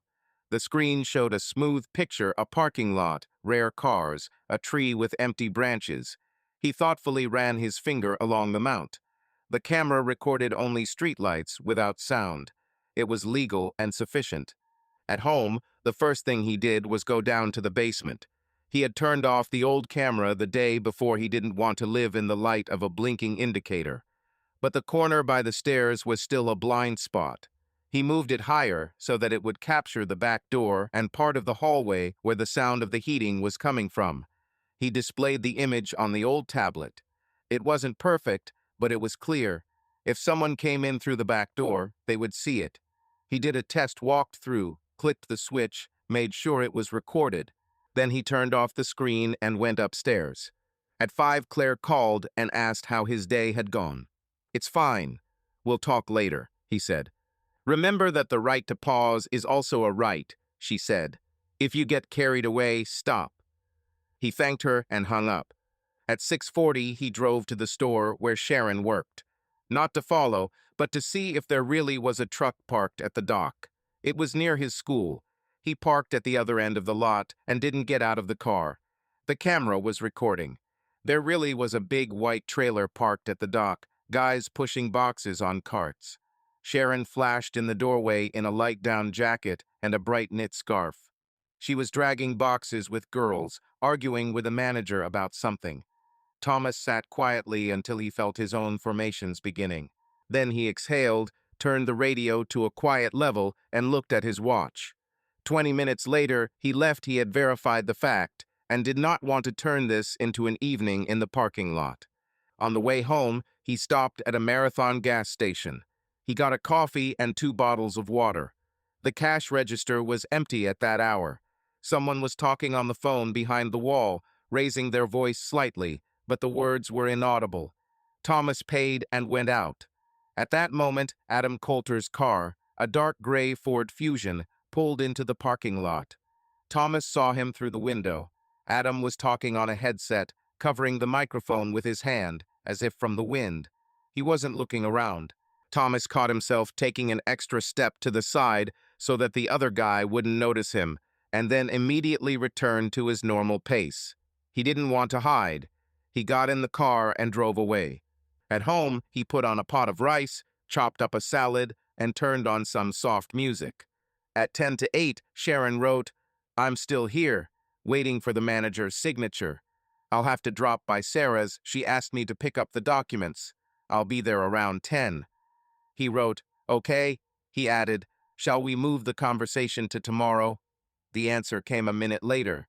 "If we don't fall over, we can do it today, but briefly. I'm really exhausted." He washed a plate, turned on the dryer, and went into the office. He leafed through the tests. At 10:15, the back door slammed, and the lock clicked quietly, not the front door, but the back door. Thomas saw on the tablet how Sharon appeared in the frame. She was holding bags with one hand, a phone to her ear with the other. The camera was silent. Thomas listened. The sound was coming through the ventilation shaft. She went down to the laundry room to put work towels to wash, and, as she often did, talked on the phone in the place where you can noisily throw jeans into the drum. He stayed at the top of the stairs, didn't go down, and didn't turn on the light, so as not to embarrass anyone. Pieces of phrases came through the heating grate, not all, but enough. "Yes, tomorrow. No, not at Sarah's." Sharon's voice was tired. "It's convenient there. I have the key. Yes, house on the hill. No, Nora doesn't know. Just for an hour. Yes, be on time." Thomas didn't move. He heard more. "Adam, I'm really tired." "Yeah, I get it. Then let's not drag it out." "Okay." The sound of the water drowned out the ending. He stood there until the drum began to spin, then walked away. There was a mixture of cold and warmth in his chest. On the one hand, he hadn't thought of a place to meet. On the other, he now had a word that connected the dots. House on the hill. It was Sharon's grandmother's house that Claire had spoken of. Sharon walked up the stairs with a basket of laundry, saw him at the office door, and flinched slightly. "You scared me," she said calmly. "What are you doing here in the dark?" "I was waiting for you. I wanted to ask how your day went," he said, "and to talk. But you're tired." "I'm tired," she answered honestly. "Give me 5 minutes. Let's sit down and talk through your 3 questions. I don't want this to hang around." They sat down in the dining room. Thomas placed the sheet of paper between them. "First," he said, "who was next to you in the Thanksgiving dining room when I took the picture?" "Nora was on the left, Adam was on the right," she said, reciting as if she were reading a list. "He was handing me a napkin. We bumped shoulders. That's probably why the camera angle is weird." "Second, why were you wearing a different scent last Friday? A sample at Target. I already told you. I didn't like it, so I washed it off." "Third, when was the last time you were at your grandmother's house?" Sharon looked away for a second and then back. "A couple of weeks ago. Nora and I were picking up a box of winter stuff for the fair. It's cold there. I hate going there. By the way, tomorrow I need to quickly stop by to pick up some old Christmas tree balls. Dina asked me to give them to her for decoration." "Are you going alone?" "Most likely, yes. If Nora is free, we'll take her. But I'm not sure." Thomas nodded. He didn't say he'd heard Adam's name. He didn't say house on the hill. He kept up the pace he'd taught himself. "Thank you," he said. "It was important for me to ask. Let's put off the rest until tomorrow so you can get some sleep." "Come on," she said, looking noticeably relieved. "I really can't take it anymore today. And Tom," she paused, "please don't act like I'm not being honest with you. It's hard. I'm trying." "I'm trying too," he said. In the bedroom, she lay down almost immediately. Thomas lingered in the kitchen, poured himself some water, and sat down at the table. He opened his notebook. He wrote, "Heard. House on the hill. I have the key. Adam, let's not drag it out." Sharon answered question #3, 2 weeks ago, tomorrow. Pick up the balls. Below, result, location confirmed. Behavior is calm. Conversation allowed. He put his pen down and sat until his hands stopped shaking. A notification flashed on his phone, a mailing from the parish with announcements. Among the items was cleanup day at the cemetery on Sunday. He caught himself seeing a hint in every word. He closed the mailing. The next day after school, he drove to the outskirts of town to drive past that very house. With a businesslike air, without reserve, the narrow road went up, the snow lay in patches. The house stood as he remembered, beige siding, dark roof, closed shutters. There were old tire tracks by the porch. He didn't stop, just drove slowly so that the camera in the car would mark the time and place. The navigator saved the track late in the evening. At home, he put everything related to the house on the hill in a separate folder. The camera recording from the driveway, the mark on the map, his note about the telephone fragment. In the evening, he put a new memory card in the car so as not to overwrite the old one. He checked the motion detection mode. He went down to the basement, turned off the camera. He did not want the house to turn into a 24-hour surveillance point. It was enough for him to know that the equipment was working. At 9, Sharon sent, "Meet me at Dina's tomorrow, no lates. I'll stop by Grandma's house for the balloons this afternoon. It's on the way." He replied, "Okay." He added, "Would you like me to come with you?" "No, no need. It's quick," came a minute later. He took the notebook and wrote the last line. "If tomorrow she goes alone, I will only check the fact of arrival and the time. I will not barge in. No scenes. I will observe." He closed the notebook and put it in the drawer. During the night, he woke up for a minute from the silence. He went to the window. There was one street lamp burning. He stood and watched the snow fall on the mown lawn. It was just an observation, without thoughts. He went back to bed. He had a plan. No arguing, no explaining, no guessing. Check one point, house on the hill, and then decide. Saturday started with a flurry of chores. Thomas boiled eggs, put the coffee maker on, sliced apples. On the table was a list for Dina's dinner. Potato boats, green onions, sour cream. Sharon checked her bag on the go, looked for the keys to the store's pantry, and kept glancing at her phone. "I'll pick up the balloons this afternoon," she said, buttoning up her down jacket. "It won't be long. The boxes are by the entrance. I'll go to Dina's straight from there. You take the potatoes, don't be late." "Okay," Thomas replied. "Need help?" "No, quickly. It's on the way. I'll be back by 6:30, 7 at the latest." She kissed him on the cheek and left. The door closed smoothly, as always. Thomas stood in the hallway for another minute to hear the noise of the engine, then returned to the kitchen. He checked 2 points on the phone. Battery charge 89%, free memory enough. On the desktop of the computer, he created a folder, Hillhouse_Saturday, and left the laptop in sleep mode. In the car, he inserted a new memory card into the camera, checked the timestamp, made a short test video, and made sure that the frame number wrote the date. By 2 o'clock, he had packed up Dina's containers, put down his knife and shovel, put on his jacket, and was on his way. As if he were going to the store for ice, he had actually bought a bag of ice at a gas station, put it in a cooler. Then he turned west, where the road dropped into the low hills. The December sun was low, the snow was patchy. Sharon's grandmother's house was set back from the road, behind trees, with beige siding and closed shutters. There were no fresh tracks in the driveway. Thomas didn't drive close. He stopped the car 100 meters away, at the turnoff to the next lot, where there was enough snow on the side of the road to make the tire tracks unnoticeable. He left the camera on, put the phone in the holder, opened the notes a sheet he had prepared in advance. Arrival time, departure time, who is together, packages boxes, lights in the windows. He opened the window a couple of centimeters so that the glass wouldn't fog up, and so that he could hear if someone came out onto the porch. At 2:47 p.m., Sharon's silver Honda CR-V came around the corner.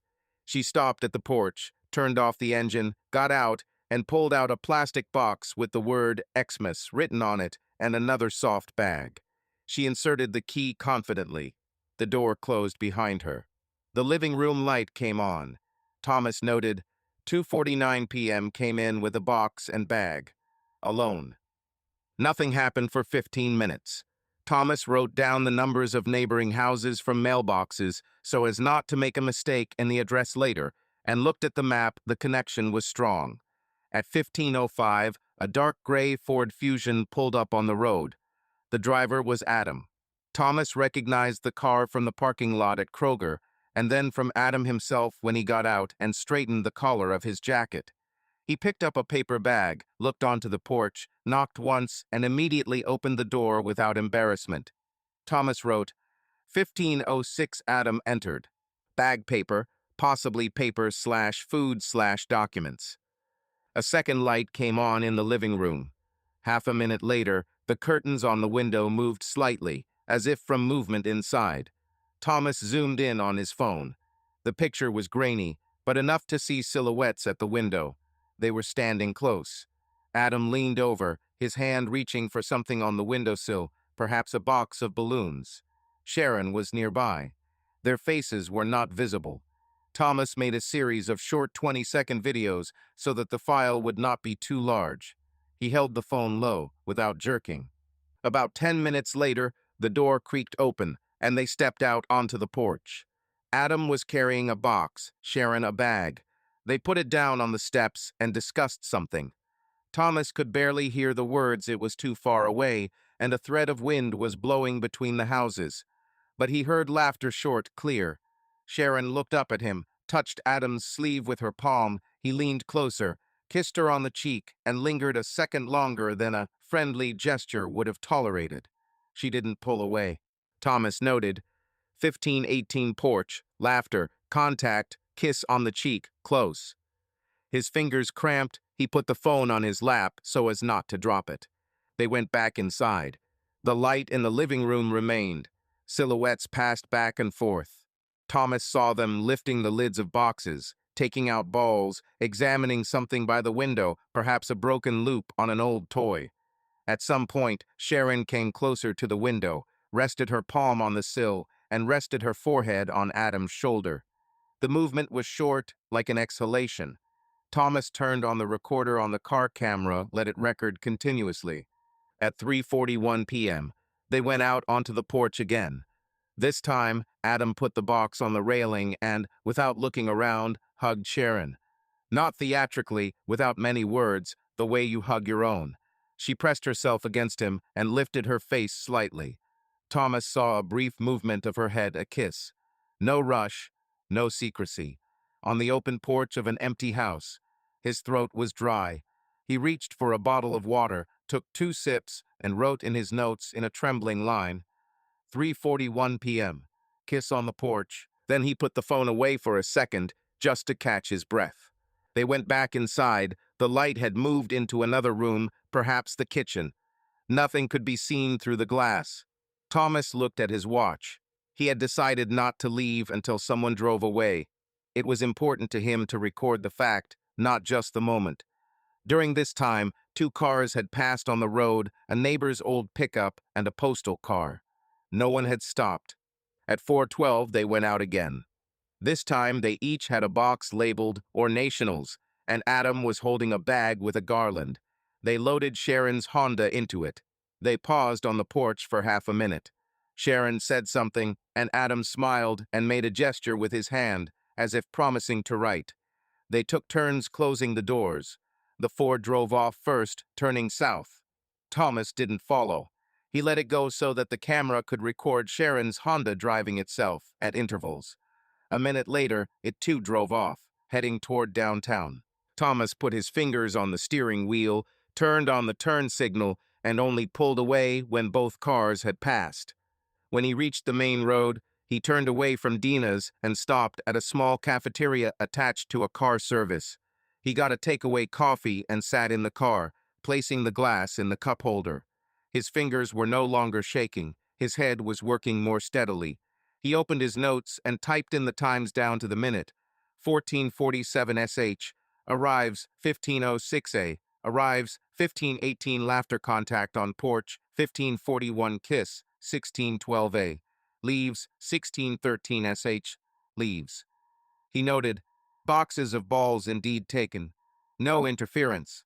No confrontation. Everything is recorded. He opened the camera on the car and looked at the last file. The quality is average, but the timestamp shows Ford Fusion, then Honda, lights in the windows, shadows on the porch. No problems with the recording. The phone clips were less sharp, but the contact on the porch is still legible. He wasn't sure what he was feeling. It was empty and quiet. There was no burning or aching in his chest. There were facts he didn't want to see, and there were rules he had set for himself. No scenes. He finished his coffee, leaned back in his chair, and texted Claire briefly. Free? Call later. He didn't call right away. He knew that if he said it in the first rush, it would be unnecessary. He gave himself 10 minutes to just sit there, staring blankly out the windshield. By 5, he was driving home not directly, but by a roundabout route through neighborhoods with single-story houses. Along the way, he picked up some green onions and sour cream. At home, he turned on the oven and started on the potatoes. Working with his hands helped. He set the timer, salted, and chopped. His notebook was lying on the table next to him. He added the item, "What next?" to the questions. 1. Save files to an external drive. 2. Talk not today. With Dina neutral. 3. Decide when and how to show the video if talking with words doesn't work. 4. Think about a lawyer for consultation, not Adam. He transferred the video to his laptop, checked that everything opened, and recorded it to a flash drive. He put the flash drive in a metal case with paper clips. That's what he did with flash drives at school, so as not to lose them. He uploaded the second copy to the cloud with 2-factor verification. He closed the laptop lid. At 6:20 p.m., a text came from Sharon, "Going to Dina's. Bringing balloons. Will you be there soon?" "Yes, in 20 minutes. Potatoes in the oven," he wrote. "Great," she replied. He turned off the light in the kitchen, took the baking tray in a cooler bag, and went out to the car. In the hallway mirror, he saw his face tired, but not shocked. He thought that this was the middle ground he was striving for. Not to get hysterical, not to justify someone else's behavior, to hold the line. The drive to Dina's house took 15 minutes. He drove calmly, the car pulled smoothly. As he approached, he saw Sharon's Honda at the curb, and next to it, a brown wreath and boxes of balloons on her back seat. Dina waved from the door. Thomas parked, picked up a baking sheet, and walked. He took a short breath in front of the porch. Tonight was dinner with friends. No place for battles. He already had his material. He would decide how and when to use it. He rang the doorbell. Dina opened it, and the smell of cinnamon and fried ham came out to greet her. Tom, great. You're just in time. Sharon's here. Help me put your potatoes on the top shelf. There's space there. I brought it, he said. Sharon came out of the living room with a box of balloons in her hands and her usual smile. Their eyes met for a moment. She nodded as if nothing had happened. Look, Dina, these balls are from Grandma's, from the 80s. They're intact, said Sharon. It's beautiful, Dina perked up. We'll hang it on the arch. Thomas put the pan on the shelf and quickly washed his hands. Then he leaned against the wall in the hallway for a second to let his breathing become even. He looked at his watch. He made a mental note. The evening would pass, and he would return to his notes. During dinner, he kept the conversation to the weather, gas prices, and Christmas plans. Laughter, gifts exchanged, the usual jokes about who took the most useless souvenir. Sharon was calm, joking with Dina, texting Nora. Thomas answered, helping cut the pie, refilling the guest's coffee who asked. He noted only the things that mattered. Sharon had come out on the porch at 9:15 with her phone, returned 3 minutes later, and said Sarah's mother would need help with boxes the next morning. He made a mental note. He didn't record anything else. When the party was over, they put the empty containers in bags, said goodbye, and went out to their cars. It was cold in the parking lot. Sharon pulled her hat down and said, "Thanks for the potatoes. You saved the evening again." "No problem," he said. "Shall we get home and unpack the boxes?" "Tomorrow," she answered. "I'm falling." On the way home, they listened to the radio. There was no conversation, but there was no need. At home, they turned off the lights and went to their rooms. Thomas took the flash drive out of the case and put it in the drawer with the documents. On the sheet of paper, he wrote the date and briefly, "House on the hill recorded. Decision: do not act today. Talk later." He closed the sheet and put the pen away. He lay down on the bed, exhaled, and closed his eyes. The scene on the porch was no longer spinning in his head. Instead, there were time columns and bullet points. It didn't make it any easier, but it gave him support. Sunday dragged on with the usual routine. Thomas took Claire to church for a quick collection at the parish, helped carry the collection box, returned home, and folded clean laundry. He kept the day simple on purpose. After yesterday, he had a few unnecessary words. In his notebook lay a sheet with items. Copies made, no shouting today, speak evenly. He reread it a couple of times and put the sheet back. Sharon texted at noon. "I'll stop by Sarah's for 10 minutes. She's got boxes." "Then head home." "Dinner simple?" he replied. "Yes, pasta and salad." At 4, he bought sauce, greens, and a baguette at Kroger. At the checkout, the cashier asked about the discount card. He nodded and gave the number. Everything was normal. By 6, he had set the table. 2 plates, glasses, napkins, a bowl of salad, a pan of pasta. The tablet sat on the edge of the sideboard, the screen off. Vases, candles, nothing extra. Thomas cut a baguette, put the slices on a plate. It was quiet inside, not empty, not loud, just quiet. Sharon arrived on time. She took off her coat, hung it on a hook, went into the kitchen, and threw the keys into a bowl by the door. "It smells delicious," she said, looking into the pot. "Thank you for making it." "Sit down," he replied. They ate in silence for a minute. Then Sharon spoke first. "Sarah says thank you. We unloaded the boxes. Her mom is fine, just a mess in the garage. I said I'd stop by again on Tuesday." "Okay," Thomas said. "Dina had a nice time yesterday," she continued, as if checking whether it was possible to talk about light. The balloons on the arch looked unexpectedly fresh. Her father seemed pleased. Yes, he nodded. It turned out neat. That was the end of the words again. They ate half their portions. Thomas poured water and placed the jug closer to the middle of the table. He felt a calm determination building in him, not from anger, but from work, when you know what you have to do. Let's get down to business, he said. I'll show you, and you can say what you want to say. Sharon tilted her head. What exactly?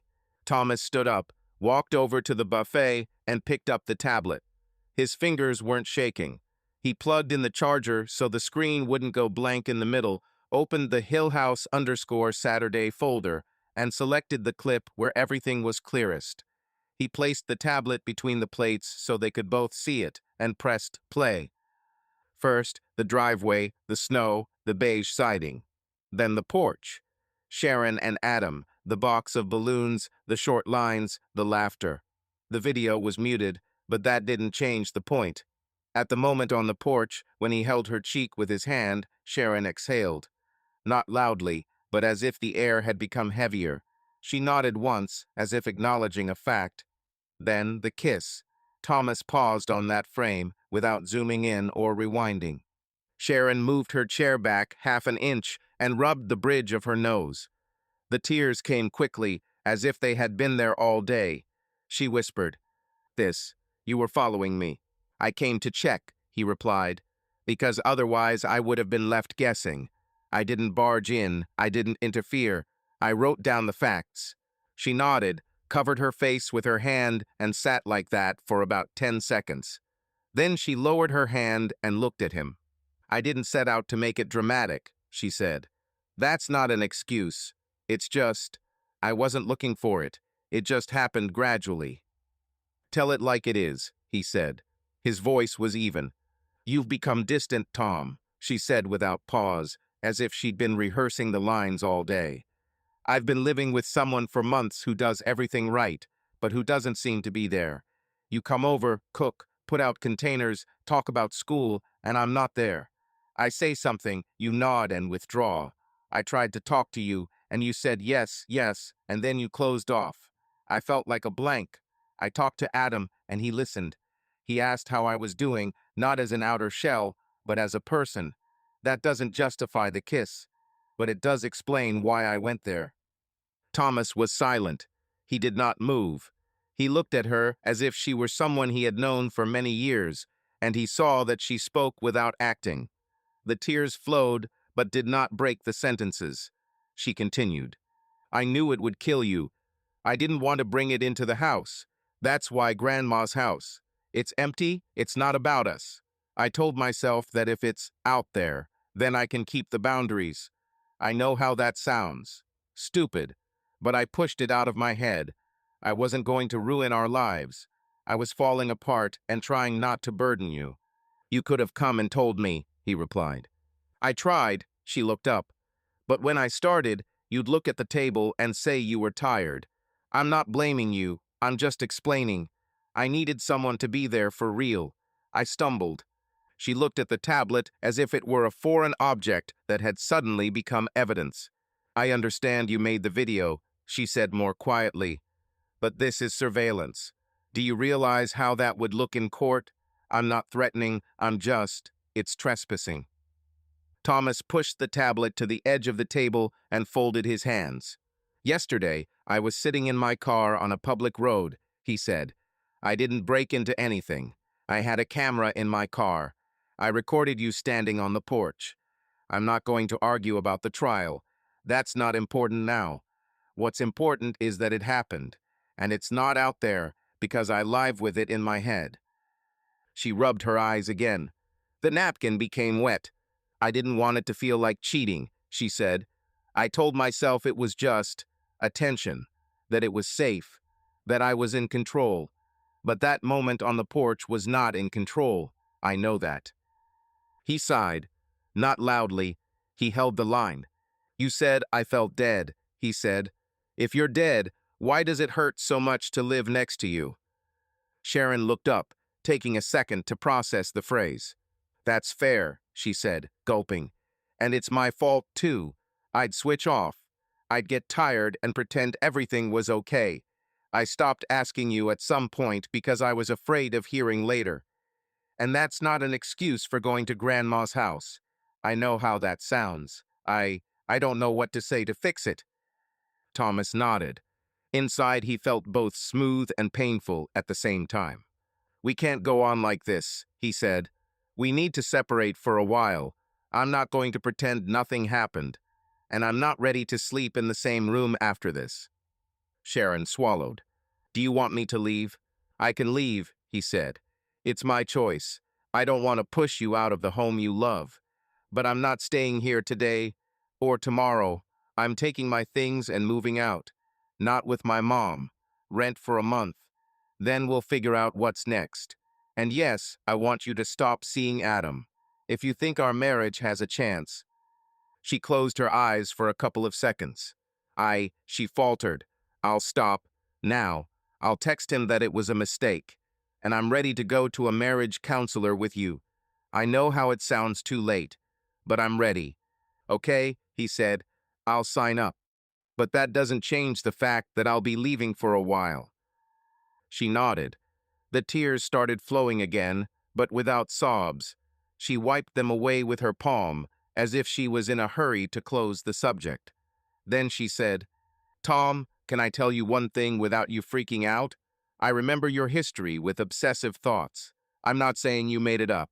The video is fact. But you've been very strict in the last few weeks. Lists, cameras, time to the minute. I'm afraid you're slipping back into that. He looked straight ahead. I know about my history, he said. That's why I wrote down the facts, so I wouldn't live in my head. And yes, I put a camera in the car. And yes, I checked. Now I have not seems, but is. You can talk about boundaries. I hear you. But if you try to call it my problem, I will stop the conversation. Because this is not about my diagnosis. This is about your actions. She looked down. I understand, she said quietly. I'm not trying to make you look crazy. She stopped, as if she remembered something, and immediately changed her face to neutral. I said too much. I'm sorry. Thomas noted this. A brief pause. He did not press. Let's do it this way, he said. I'll pick up some of my things today. I'll text Mom that I'll be living separately for a week. I'll call the consultant tomorrow. We'll split the bills this week so everything runs on schedule. And please don't meet Adam or go to that house. This isn't a request. It's a condition. Okay, she said. He stood up, put the tablet away, and turned off the screen. He collected the plates and put them in the sink. The water began to gurgle. He rinsed the salad bowl, wiped the table. Sharon stood at the buffet, holding her phone, looking at him as if he were a man she had lived with for years, and who was now making simple movements because he didn't want to lose it. Will you take the suitcase? She asked. No, bags. I'm not sure I can walk through the closets calmly. I'll help you fold it, she said. No need, he replied. I'll do it myself. He went up to the bedroom, opened the top drawer of the dresser, took jeans, a couple of sweaters, and t-shirts. He put chargers, a razor, and a first aid kit in his bag. In the bathroom, a brush, toothpaste, shampoo. In the office, a notepad, a flash drive, a laptop. He moved calmly, without jumping. Sharon did not come in. In the hallway, she said, I'll go to Dina's to give her another box. I'll call you later, and thank you for not making a fuss. I don't deserve such peace. We both did things that hurt, he said. Screaming won't fix anything. It was cold on the porch. He carried his bag out, put it in the trunk, and went back for his jacket. Before leaving, he took the sheet of paper with his items from the shelf and put it in the outside pocket of his backpack. Sharon stood by the door, her shoulders slumped. He nodded. I'll write the address when I move in. Okay, she said, and take care of yourself.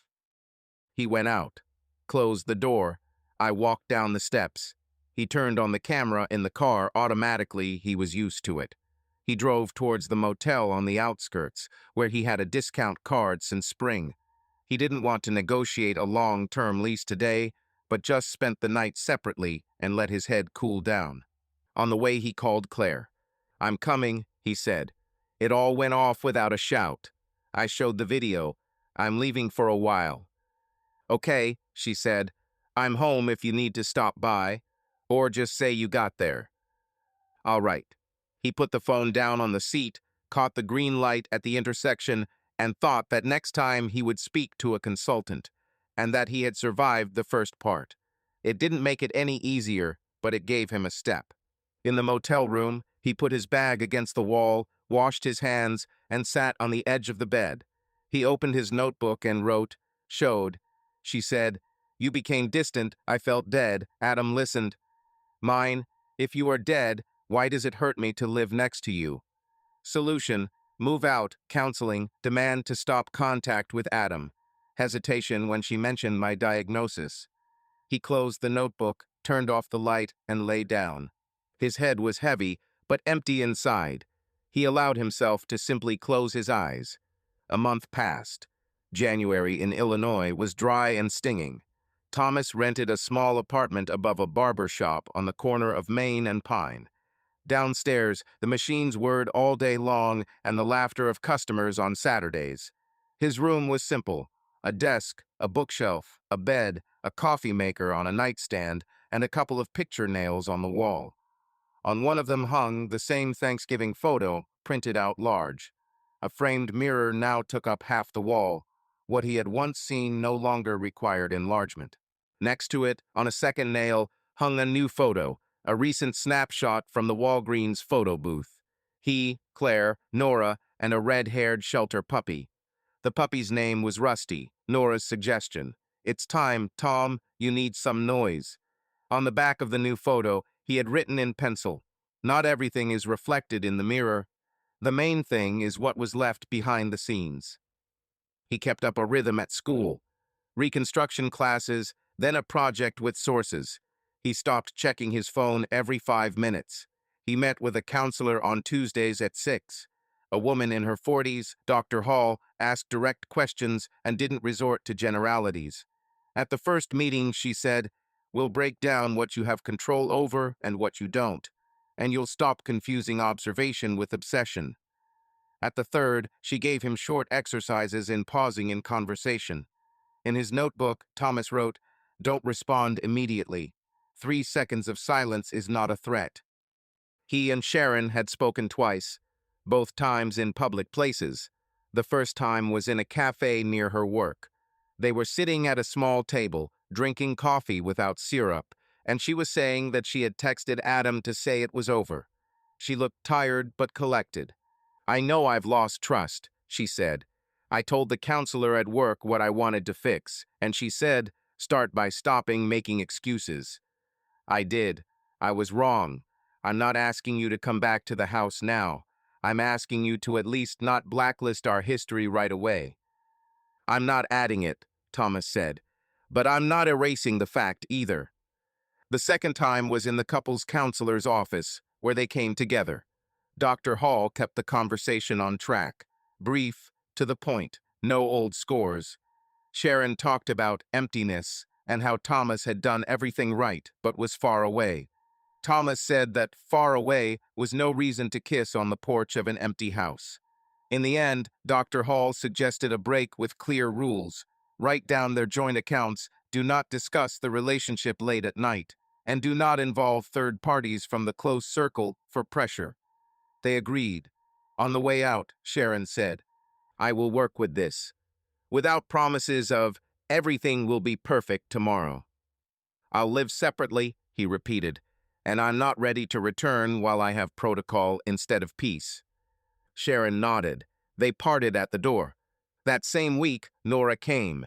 She climbed the narrow stairs, took off her hat, ruffled Rusty's ears, and silently placed a thick brown envelope on the table.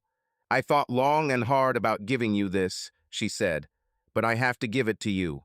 Not because I want to drown my sister, because not everyone should get away with it." The envelope contained printouts of correspondence and copies of documents, emails from Sharon's address to her work email and from Adam's address. Subjects: trusts, power of attorney, letter to notary. Dates: last year and early this year.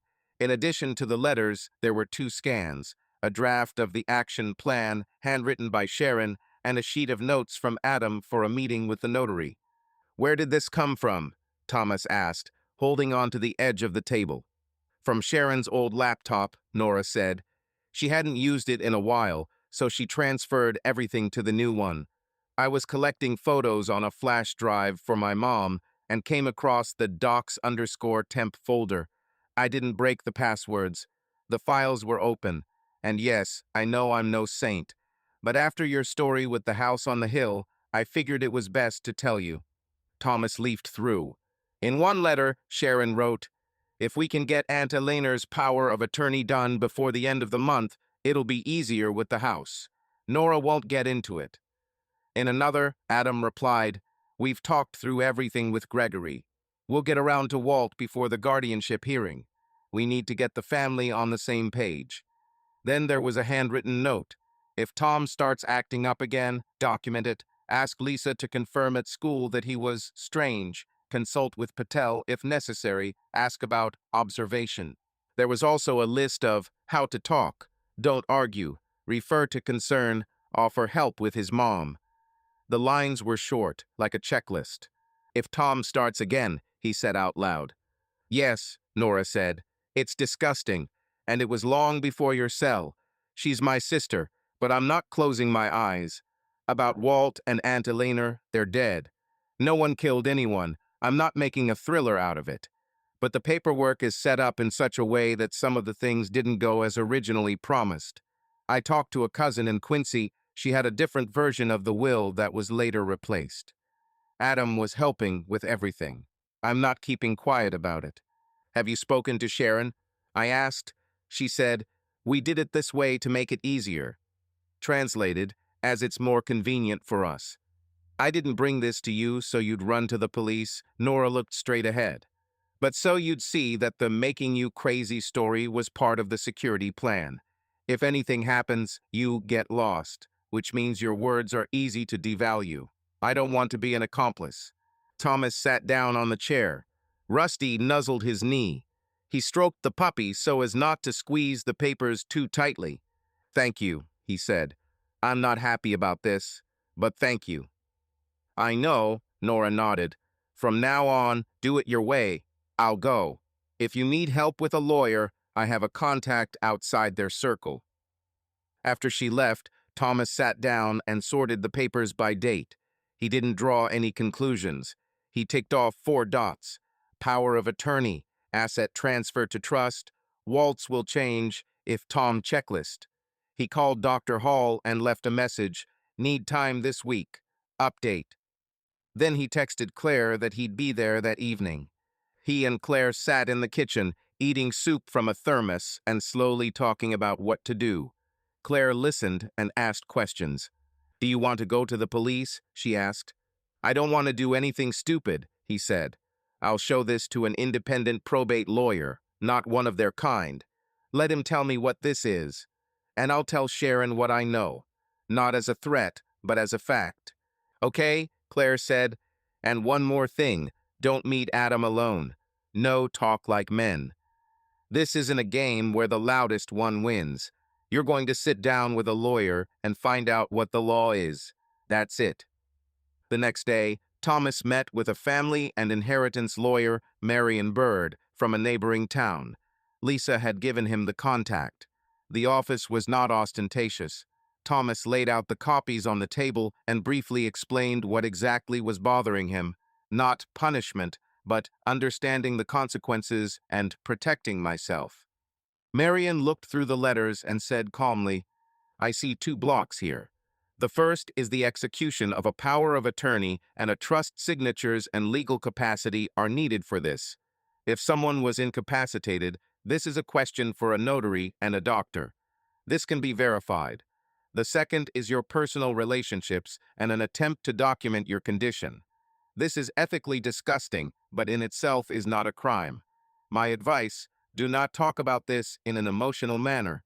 We will request copies of documents through the court and the notary, and you will stop discussing this with the participants outside of official correspondence." "I can take this." "Take it," Thomas said. He paid for the consultation, received a list of steps, and went outside. The air was cold but crisp. He wrote to Sharon, "We need to talk. I have paperwork. Today at 7 at the corner cafe." The answer came, "Yes." The corner cafe was crowded. Thomas arrived early and sat in the far corner. Sharon walked in 5 minutes later without makeup, with a tired look. He put 3 sheets of paper on the table, the correspondence printouts and the checklist. "I have it," he said, "and Nora saw it. I gave it to the lawyer. From now on, we'll follow the law." Sharon looked at the papers for a long time. Then she looked up. "It was a panic list," she said quietly. "I wrote it during the period when you would go days without saying anything and wouldn't answer simple questions. Adam said, 'We need to have insurance in case we have a breakdown.' He was very persuasive. I agreed. It's not an excuse. I agreed. I didn't think it looked like making you crazy. Now I see it. I'm ashamed." "About powers of attorney and trusts?" he asked. "Aunt Elena, we did expedite the power of attorney," she said evenly, as if repeating what she was saying in her head. She was clear-headed at the time. "Walt, it was Adam's idea. He said it's easier this way." I didn't argue. "I know how that sounds. I'm ready to go to the lawyer and answer questions." Thomas nodded. "I'm not here to take you at your word," he said. "I'm here to set boundaries. We're not going back to living together. We're taking a formal break. I'm going to file for separation. We're going to see a lawyer, and you're going to agree to have access to the paperwork. And yes, I'm stopping the 'if Tom starts' conversation. If I see it again, I'm going to get tougher." Sharon nodded. "I understand, and I agree," she said.